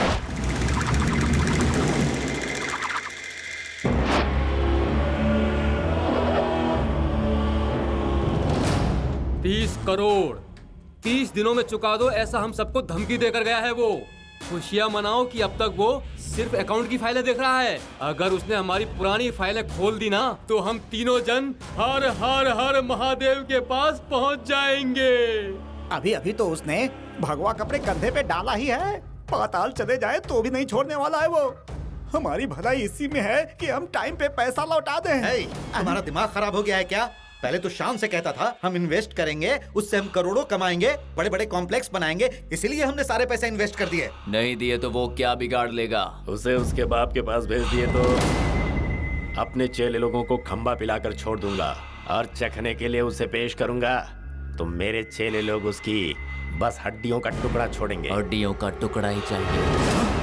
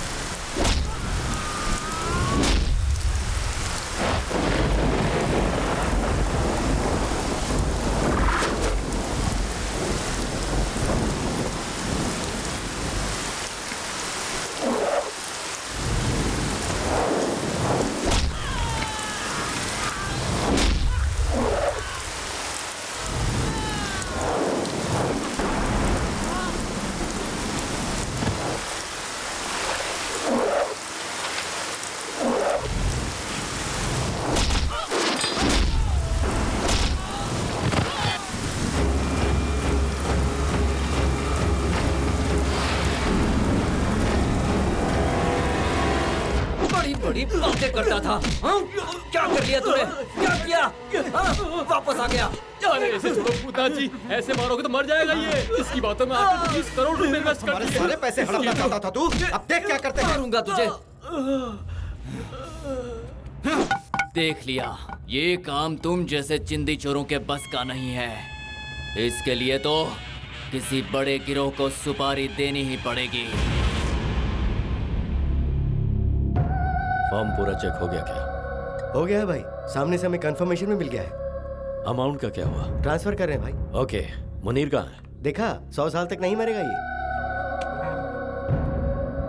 मुंबई से एक डील मिला है भाई, एक पुजारी के लिए। इस तरह के चिल्लर डील में हाथ नहीं डालने का कितनी बार समझाया मैंने। करोड़ों का डील है भाई। एक पुजारी को टपकाने के लिए करोड़ों रुपए की डील। इसीलिए उसका फोटो फैक्स करने को कहा है। इंटरेस्टिंग। स्नेक, जाके जरा चेक करो फैक्स आया है क्या? ओके। इस काम को करने के लिए मैं खुद ही जाऊंगा।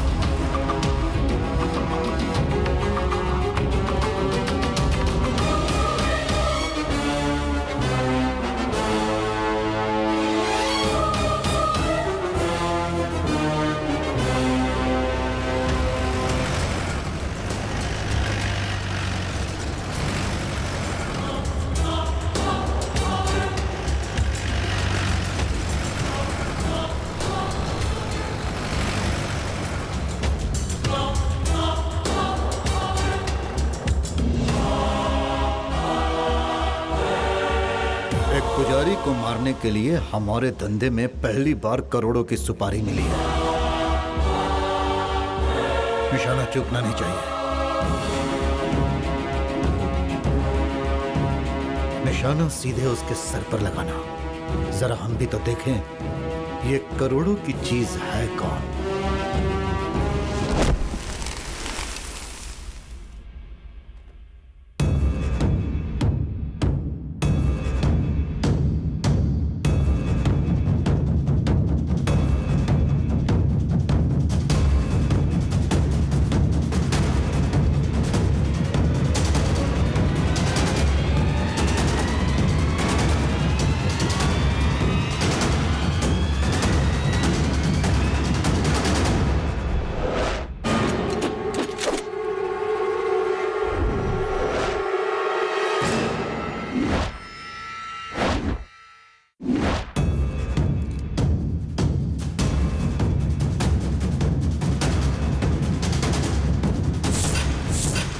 वापस आ जाओ रे, वापस आ जाओ।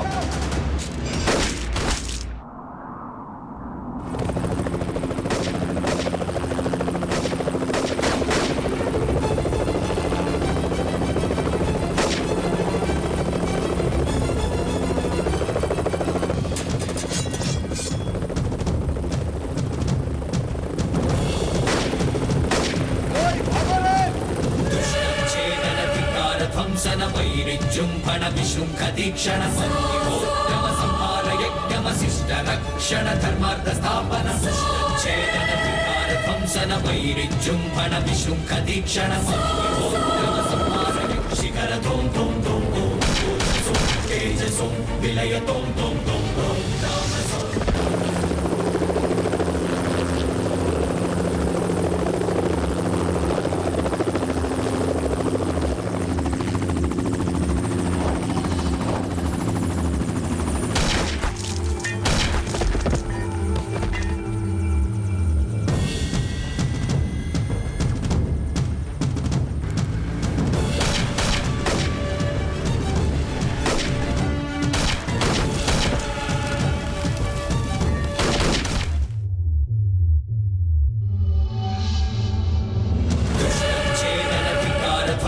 वैरिजुंभण विशृंख दीक्षण संयोगम संहार यज्ञमशिष्ट रक्षण धर्मार्थ स्थापन छेदन विकार ध्वंसन वैरिजुंभण विशृंख दीक्षण संयोगम संहार यज्ञमशिष्ट रक्षण धर्मार्थ स्थापन छेदन विकार ध्वंसन वैरिजुंभण विशृंख दीक्षण संयोगम संहार यज्ञमशिष्ट शिखर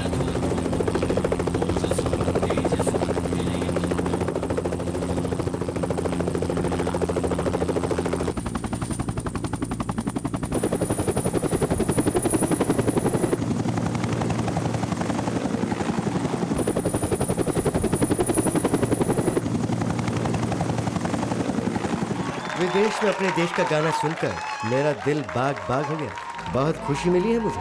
आपकी तारीफ? मवाली बॉय। तुम अपनी खुशी के लिए गाती हो या फिर महफिल की खुशी के लिए? दोनों के लिए।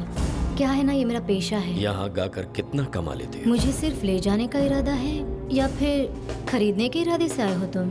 इरादा जो भी हो, अगर नहीं मानी तो उठा कर ले जाऊंगा। स्टाफ बनाकर रखोगे या अपने दिल में बसने का मौका दोगे? मेरे दिल में पैसे रहते हैं, चाहो तो उनके साथ खेल सकती हो। बोलो, चिल्लर में खेलोगी या लाखों में? ऐसा क्या काम करते हो जो इतनी कमाई है? लोगों की जिंदगी का सौदा करता हूँ, तुम नहीं समझोगे। क्यों? स्नैक, तुम मुझे बहुत अच्छी लगी। मैं तुमसे कुछ नहीं छुपाऊंगा।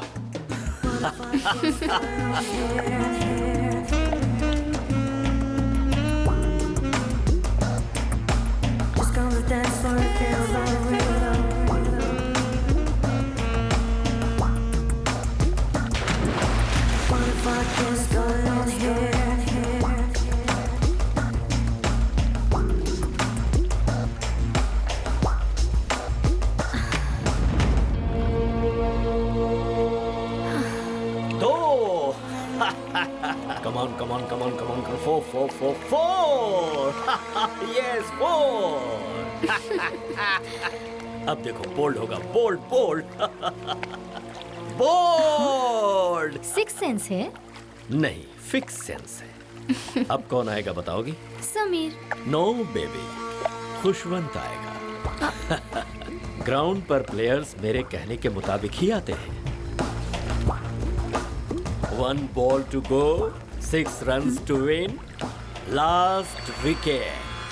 Come on, come on, come on, come on. Bold! Wow! Come on, baby. You tell me one thing. इस मैच फिक्सिंग में तुम कितना पैसा कमा लेते हो? मैं गेम फिक्स करता हूँ पैसा कमाने के लिए, पब्लिक को उल्लू बनाने के लिए। उन लोगों के लिए क्रिकेट ही सब कुछ है और मेरे लिए पैसा।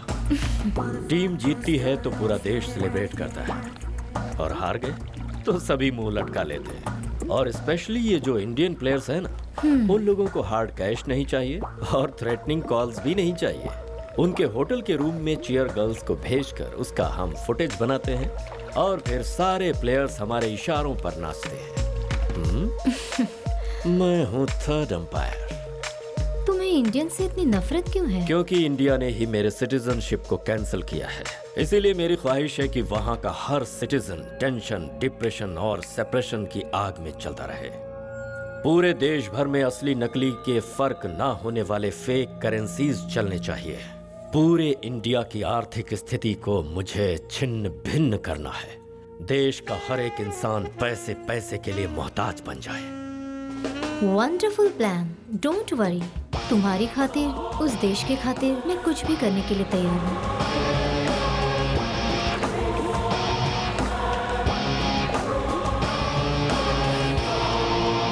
हेलो। Catch it. खान का कंप्लीट नेटवर्क और फोन कॉल्स का सारा डिटेल्स इस हार्ड डिस्क में है। बाद में फोन करता हूँ। मुझे क्या करना होगा? उसका फ्यूचर प्लान क्या है, उसे किस तरह एग्जीक्यूट करने वाला है, ये जान लो। कल ही उसे और उसकी सारी गैंग को मेरी बताई हुई जगह पर ले आना। Okay okay, bye, take care. Okay bye. मैं वैसा ही करूंगी जैसा तुमने कहा है।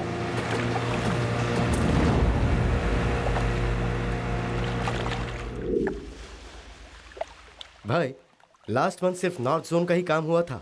सिर्फ 200 करोड़ की ही रेवेन्यू जनरेट हो पाई है भाई। इतना कम होने के बावजूद इस महीने का कंसाइनमेंट अभी तक नहीं आया है। सैम्यूल, इब्राहिम, शेट्टी, वाहिद, अब तक किसी ने भी कांटेक्ट नहीं किया है भाई। इसकी वजह अंडरवर्ल्ड में अलेक्जेंडर नाम के एक नए बंदे ने एंट्री लिया है। वो कहाँ से आया, पहले क्या करता था, उसकी पहचान क्या है, ये किसी को नहीं पता। वो बहुत बड़ा खिलाड़ी है। जो काम किसी के बस का नहीं, उसमें वो बेझिझक हाथ डालता है। First time middle east, south east, western mafia, Italian mafia, सबको उसने खुश रखा हुआ है। टनों के हिसाब से माल सप्लाई कर रहा है, वो भी कम रेट में। शॉर्टकट में लॉन्ग टर्म की प्लानिंग कर रहा है भाई वो। मार्केट को एकदम सस्ता करके हमें हफ्ता देने वालों को भी उसने अपने कब्जे में करने का प्लान बनाया भाई। कल अगर उसका डील ओके हो गया तो भाई हम लोग मुश्किल में आ जाएंगे। अब तक जितने नेटवर्क को तुम एस्टैब्लिश करते आए हो, वो उसे अपने कब्जे में ले लेगा। उसे ऐसा मौका मत दो भाई, मैं ही उसे जाकर भून देता हूँ। तुम्हें जाने की जरूरत नहीं। Snake, you are right. हमारा कोई भी आदमी जाएगा तो वो अपना प्लान चेंज कर देगा, इसीलिए तुम्हारा जाना बेटर है।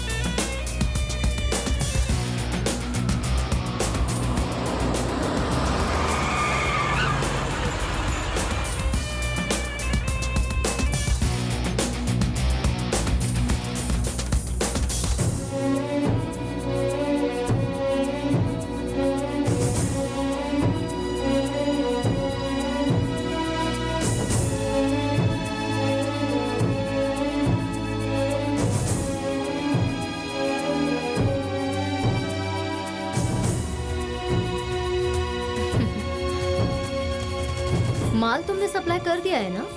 अब चलो निकलो यहाँ से। ओह, जाने के लिए बहुत तकलीफ हो रही है? तो लो, यही पेमेंट है। रास्ते के खर्चे के लिए। हाँ, मेरे दिए हुए माल के लिए और रास्ते के खर्चे के लिए। ये कॉइन बहुत कॉस्टली है, थोड़ा सा चीप चाहिए था मुझे, और सबसे सस्ती तुम्हारी जान है।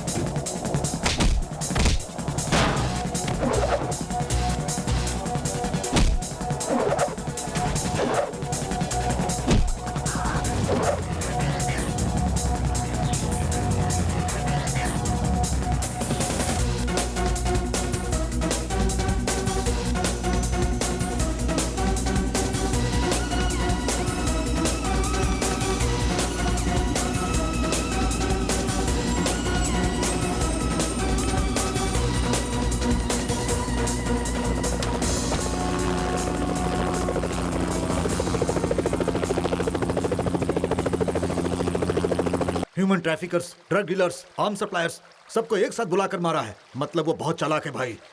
हमारी कंपनी डूब रही है, पूरा नेटवर्क बिगाड़ दिया उसने। आप उसे नेगलेक्ट कर रहे हैं, तभी वो उछल रहा है।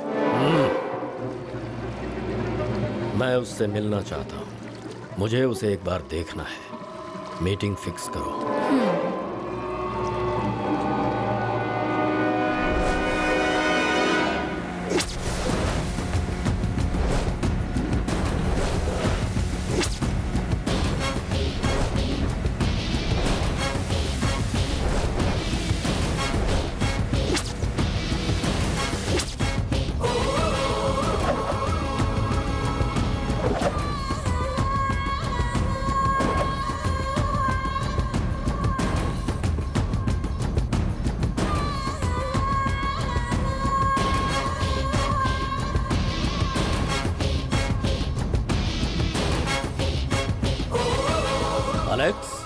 अलेक्जेंडर, मैं सोच रहा था तू कोई इटालियन, अमेरिकन या फिर ब्राजीलियन होगा। उस दिन तू फिक्स किए हुए टाइम पर नहीं पहुंचा। उसी वक्त मैं समझ गया कि तू पक्का 99% इंडियन है। तो जैसे परदेसी लोग टाइम को फॉलो करते हैं और हम जैसे इंडियन को टाइम फॉलो करता है। रियल डॉन को देखने के लिए तू 10 मिनट पहले आया है, जरा अपनी घड़ी तो देख ले। एक छोटे मोटे गैंग को मार दिया तो अपने आप को बहुत बड़ा डॉन मत समझ। हाँ, इस माफिया नाम के सागर में कितनी ही मछलियां हैं, लेकिन इन सब के बीच खतरनाक शार्क मैं ही हूँ। फिर भी तेरी हिम्मत की दाद देनी होगी। इस डॉन को देखने के लिए तू अकेला आया है, वो भी बिल्कुल निहत्था। तुम जैसे डरपोक लोग अपने आसपास बॉडीगार्ड और गनमैन रखते हैं। मैं खुद एक हथियार से कम नहीं हूँ, तो मुझे गन की क्या जरूरत? मेरे एक फोन पर मैच फिक्स हो जाता है। कौन सी फिल्म में कौन हीरोइन होगी ये डिसाइड मैं करता हूँ। जहां चाहूं जब चाहूं बॉम्ब ब्लास्ट करवा सकता हूँ। लेकिन तेरे अंदर के गट्स और इंटेलिजेंस को देखकर ऐसा लगता है कि मुझे तुम जैसा एक साथी चाहिए। मेरे साथ आ जाओ, तेरे लिए भी अच्छा है और मेरे लिए भी। एक पते की बात कहता हूँ, सुन। एक देश में एक ही राजा होना चाहिए, एक म्यान में एक ही तलवार होनी चाहिए और एक माफिया में एक ही डॉन होना चाहिए, जो कि मैं हूँ। वो तूने क्या कहा था कि इंडियंस को टाइम का सेंस नहीं है, ये सेंस नहीं है, वो सेंस नहीं है। जरा पीछे देख।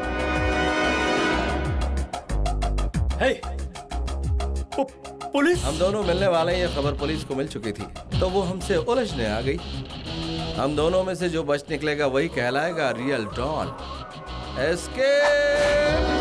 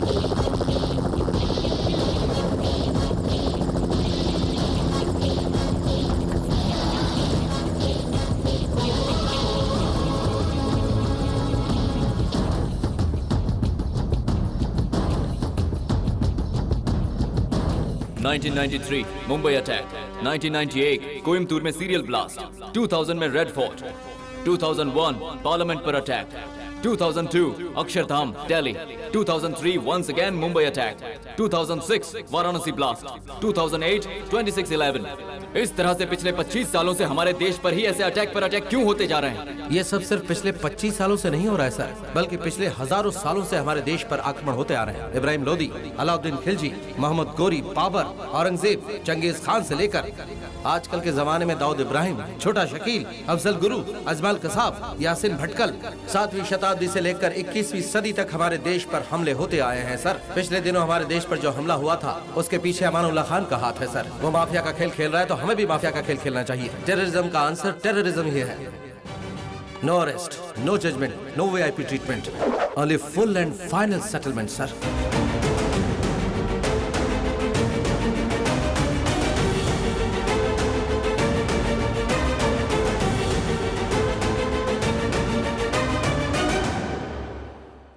You can proceed. उस दिन तुमने खान को शूट करने के बाद उसके गैंग के बचे हुए लोग तुम्हें कहाँ मिलेंगे ये इन्फॉर्मेशन मैंने तुम्हें दी। उन सबको फिनिश करने के बाद तुम इंडिया लौट आए। मैं भी निकलने के बारे में सोच ही रही थी कि तभी मुझे मुनीर मिला और बर्लिन रोम ले गया। वहाँ खान को दफनाने की तैयारी चल रही थी। सबसे शॉकिंग बात तो ये हुई कि मेरे सामने अमनुल्लाह खान की डेड बॉडी पड़ी हुई थी और उस डेड बॉडी पर अमनुल्लाह खान ही फूल चढ़ा रहा था। तुमने जिसे मारा वो उसका डुप्लीकेट था। मैंने तुम्हें ये बताने की पूरी कोशिश की, but it didn't happen. He is very, very intelligent. Exactly. वो मर गया ये खबर बिल्कुल एक आग की तरह फैल गई। उसे हर कीमत पर अपनी मौत का बदला लेना था। वो तुम्हें माफ करने के मूड में बिल्कुल नहीं था। उसके दिल में बदले की आग भड़कती जा रही थी। वो दुनिया के हर कोने में तुम्हें ढूंढ रहा था। उसका सिर्फ एक ही मकसद था, तुम्हारी मौत। कुछ दिनों के बाद उसे बिहारी गैंग से किसी को मारने की करोड़ों की सुपारी मिली। उनके भेजे हुए फैक्स को देखकर मैं पूरी तरह शॉक्ड हो गई। प्रीस्ट के गेटअप में वो तुम ही थे या कोई और, ये मैं नहीं समझ पाई। एक पल के लिए ऐसा लगा प्रीस्ट का गेटअप शायद किसी मिशन के लिए तुमने चेंज किया हो। मैं पूरी तरह कंफ्यूज थी। मैं किसी को फोन नहीं कर पाई। मैं पूरी तरह मजबूर थी। मुझे उस वक्त सिर्फ एक ही चीज सूझी कि उन्हें किसी भी हाल में तुम्हारी तस्वीर नहीं मिलनी चाहिए। फाइनली मुनीर तुम्हें मारने के लिए इंडिया आ रहा है। जैसे ही ये बात मुझे पता चली, मैं किसी तरह वहाँ से निकल भागी और तुम तक पहुँचकर तुम्हें बचाना मेरा मिशन बन गया।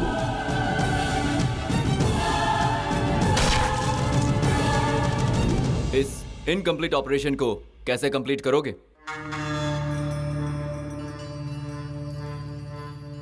इसे आपको ही कंटिन्यू करना पड़ेगा सर। ये तुम क्या कह रहे हो?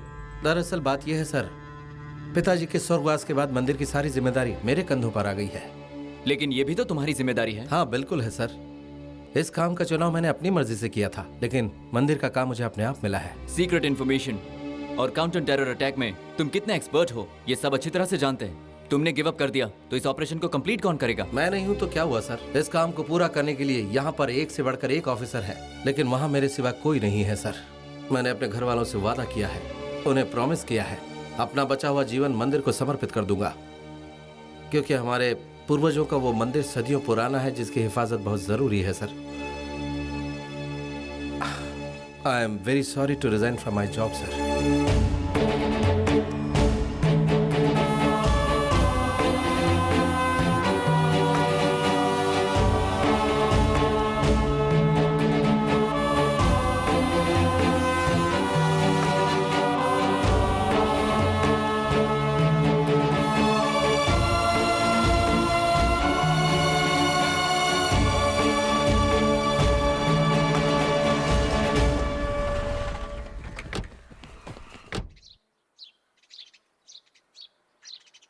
नमस्ते। अरे कैसे हो शर्मा जी? मैं ठीक। घर में सब कुशल मंगल? सभी लोग ठीक हैं। हाँ। आपका पोता रॉ का एजेंट है, ये सुनकर बड़ी खुशी ये लीजिए हुई। बाबूजी। मैडम जी नमस्ते। नमस्ते। आपके पोते के बारे में आपको पहले से पता था? अरे नहीं, लेकिन वो जो भी करता है अच्छा ही करता है। वो घर पे है क्या? मुझे उनसे मिलना था। वो ऊपर है, तुम्हारा इंतजार कर रहा है। जाओ मिल लो। जी ठीक है। सर मुझे आपको कुछ बहुत ही जरूरी बातें बतानी है। हाँ जरूर बताइए सर। आप रिजाइन करके आए हैं, मुझे ये बात पता चली है, लेकिन उसे एक्सेप्ट ना किया जाए। मैंने बड़े अधिकारियों से ऐसा रिक्वेस्ट किया है। उसका कारण ये है कि आजकल जो क्राइम चल रहा है उसे हम लोग कंट्रोल करने की बहुत कोशिश कर रहे हैं, लेकिन कामयाबी नहीं मिल रही है। सिर्फ इतना ही नहीं, इस मंदिर की जमीन पूरे 100 एकड़ तक फैली हुई है और इस पवित्र जमीन पर चंदन की लकड़ियों की स्मगलिंग हो रही है। ऐसा कंप्लेंट आपके पिताजी ने दिया था, जो अभी तक पेंडिंग पड़ी हुई है सर। इस सारे काम के पीछे भूतनाथ का हाथ है सर। उसकी पहुंच सेंट्रल तक होने की वजह से हम उसका कुछ भी नहीं बिगाड़ पा रहे हैं सर। आपने जिस तरह से इंटरनेशनल माफिया को धूल चटाया है, उसी तरह से इस केस को भी हैंडल करेंगे तो हमारे डिपार्टमेंट को भी हिम्मत मिलेगी सर। आप एक काम कीजिए सर, इस ऑपरेशन के लिए मुझे 10 अच्छे काबिल ऑफिसर्स दे दीजिए। आगे क्या करना है ये मैं देखता हूँ।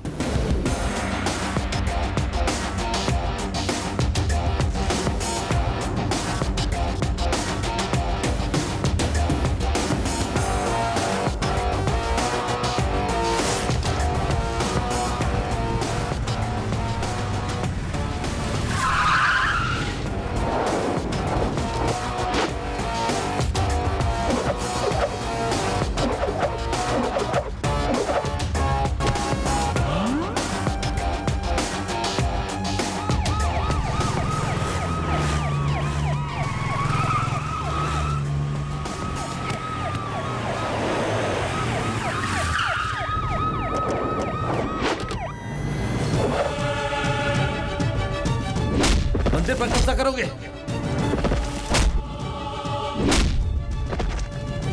तुम्हारी इतनी हिम्मत, देवस्थानों पर कब्जा, वो भी मेरे होते हुए देवस्थान पर नजर डालोगे? मिनिस्टर साहब तुझे छोड़ेंगे नहीं। अब 1 घंटे के अंदर तेरा वही मिनिस्टर इन्हीं सलाखों के पीछे रहेगा। चल जाओ अंदर।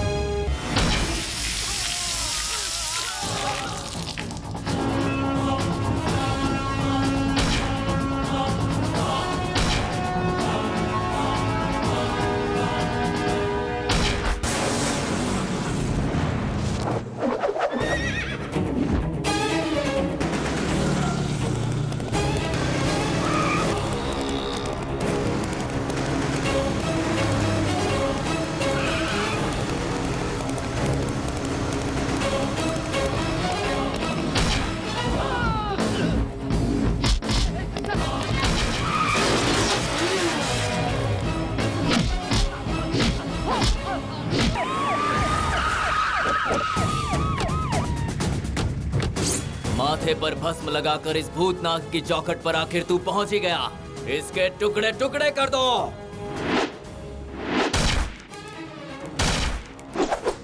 दूसरों के माथों पर भस्म देखकर तेरे तन बदन में आग लग जाती है ना?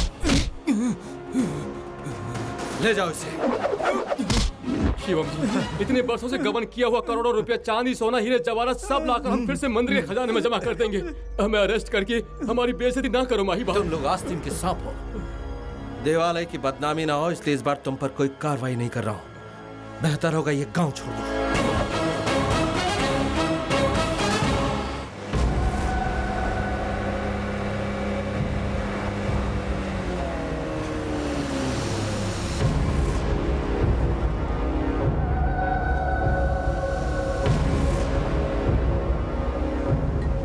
पूरे 5 घंटे से मैं तुम्हारा यही इंतजार कर रहा हूँ। कहाँ गई थी स्नेक? हाई स्टडीज के लिए इंडिया आए हुए 300 जिहादी स्टूडेंट्स के रहने का इंतजाम करने के लिए मैं वहाँ गई थी। और कोई सवाल? तो ये स्नेक नहीं है, तुझे अंदाजा भी है कौन है? हाँ? मेरे दिल का टुकड़ा है ये। ला ला गल्ला गल्ला, ये मुझे ठोक दूंगा तुझे। जानती हो इसने क्या देखा? ये जिस डील में तुम्हारे साथ गया था, वही पुजारी की सुपारी जो हमें मिली थी, जिसमें 4 करोड़ हमें मिलने थे, उसे पुजारी के रूप में एलेक्स मिला, जो हकीकत में शिवम राज है। जब बिहारी गैंग को लेकर ये शिवम राज को मारने गया तो तुमने ही आकर उसकी जान बचाई, ऐसा कहा इसने। मेरी दिलरुबा मेरे लिए अपनी जान दे सकती है, वो मुझे कभी धोखा नहीं दे सकती। बोलूं तो अभी जान दे देगी वो।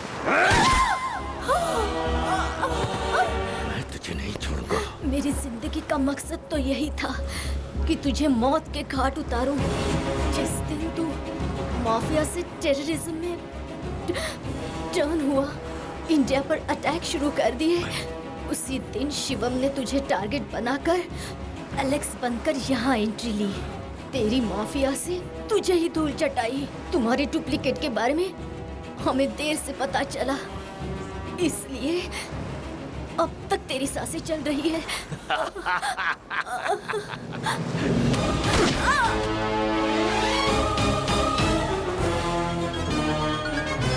हेलो।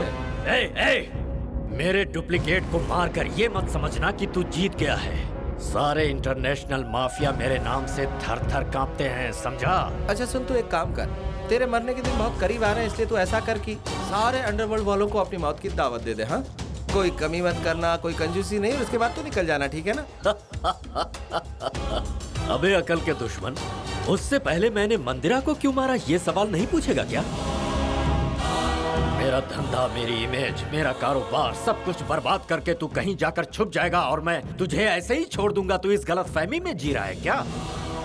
मैं जिंदा हूँ ये जानने के बाद तुझमें मेरे सामने आने की हिम्मत ही नहीं है। मंदिरा की जान मैंने ली है ये सुनकर भी बदला लेने के लिए तू मेरे पास नहीं आएगा। इतना बड़ा नामर्द है तू। इस मंदिर की जिम्मेदारी मेरे कंधों पर नहीं होती तो मैं वहाँ जरूर आ जाता। तेरे आने तक इंतजार करने का वक्त नहीं है मेरे पास। अबे तुझे तो मैं हरगिज नहीं छोड़ूंगा, मैं खुद आ रहा हूँ। जिस मंदिर के लिए तू अपनी नौकरी छोड़कर इस्तीफा देकर दुबक कर बैठा है ना, वहीं पर आकर मैं तेरे साथ उस मंदिर को शमशान बना दूंगा और तुझे भी वहीं गाड़ दूंगा। तेरी तो चुप बे शैतान की औलाद, तुझ जैसे लोग सदियों से वही काम करते आए हैं।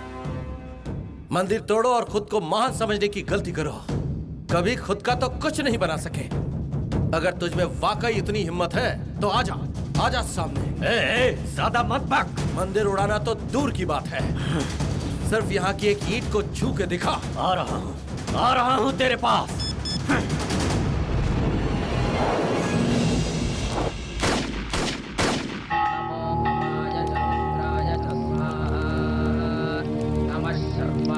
पशुपतये च स्वाहा नमो नीलग्रीवाय च शितिकण्ठाय च स्वाहा नमः कपर्दिने च व्युक्तकेशाय च स्वाहा नमः सहस्राक्षाय च शतधम्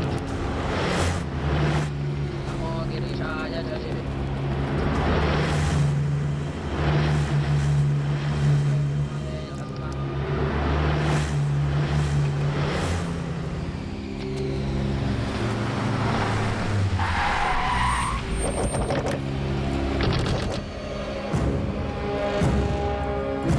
करेक्ट टाइम पर हम लोग पहुंचे हैं। उसके हवन खत्म करने से पहले ही पूरे मंदिर को धूल में मिलाकर उसे यहाँ घसीटते हुए ले आओ। उसकी समाधि में यहीं बनाऊंगा। जाओ।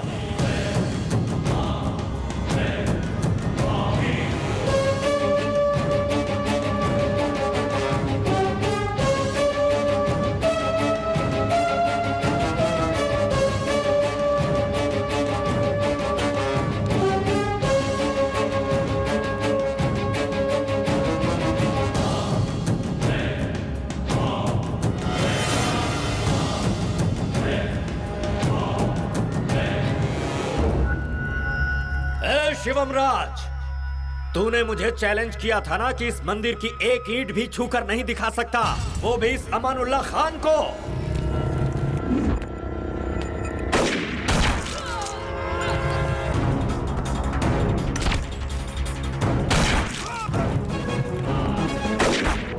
ये खान क्या क्या कर सकता है, अब तू देखना।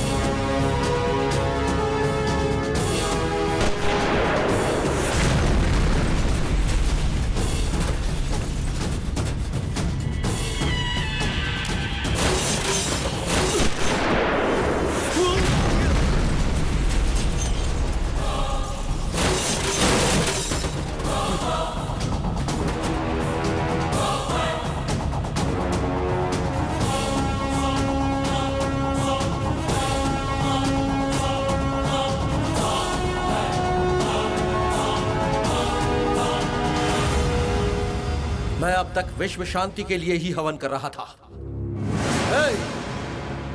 क्या कहा था तू मंदिर को धूल में मिलाएगा? हाँ, त्रिनेत्र तक पहुंचने से पहले तुझे इस नंदी महाराज को पार करना होगा। आजा।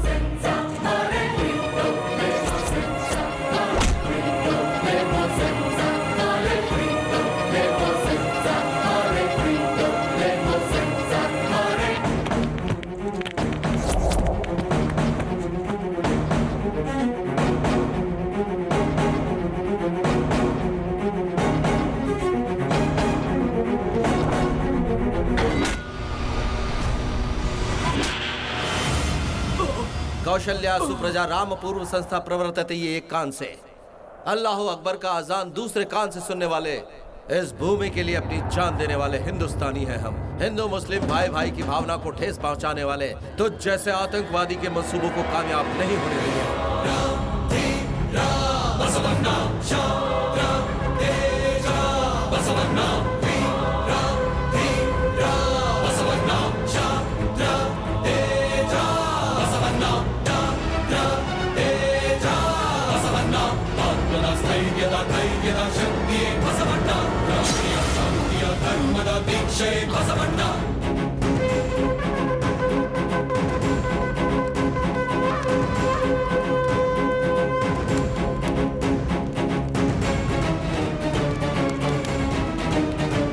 हमारी धरती का कोना कोना, चाहे वो किसी भी धर्म का क्यों ना हो, हर किसी का फर्ज है कि उसे अपने गले से लगाकर एक पवित्र भूमि माने। मंदिर हो या मस्जिद, गिरजाघर हो या गुरुद्वारा, या फिर कोई भी धार्मिक पूजा स्थल क्यों ना हो, हर स्थान पवित्र होता है।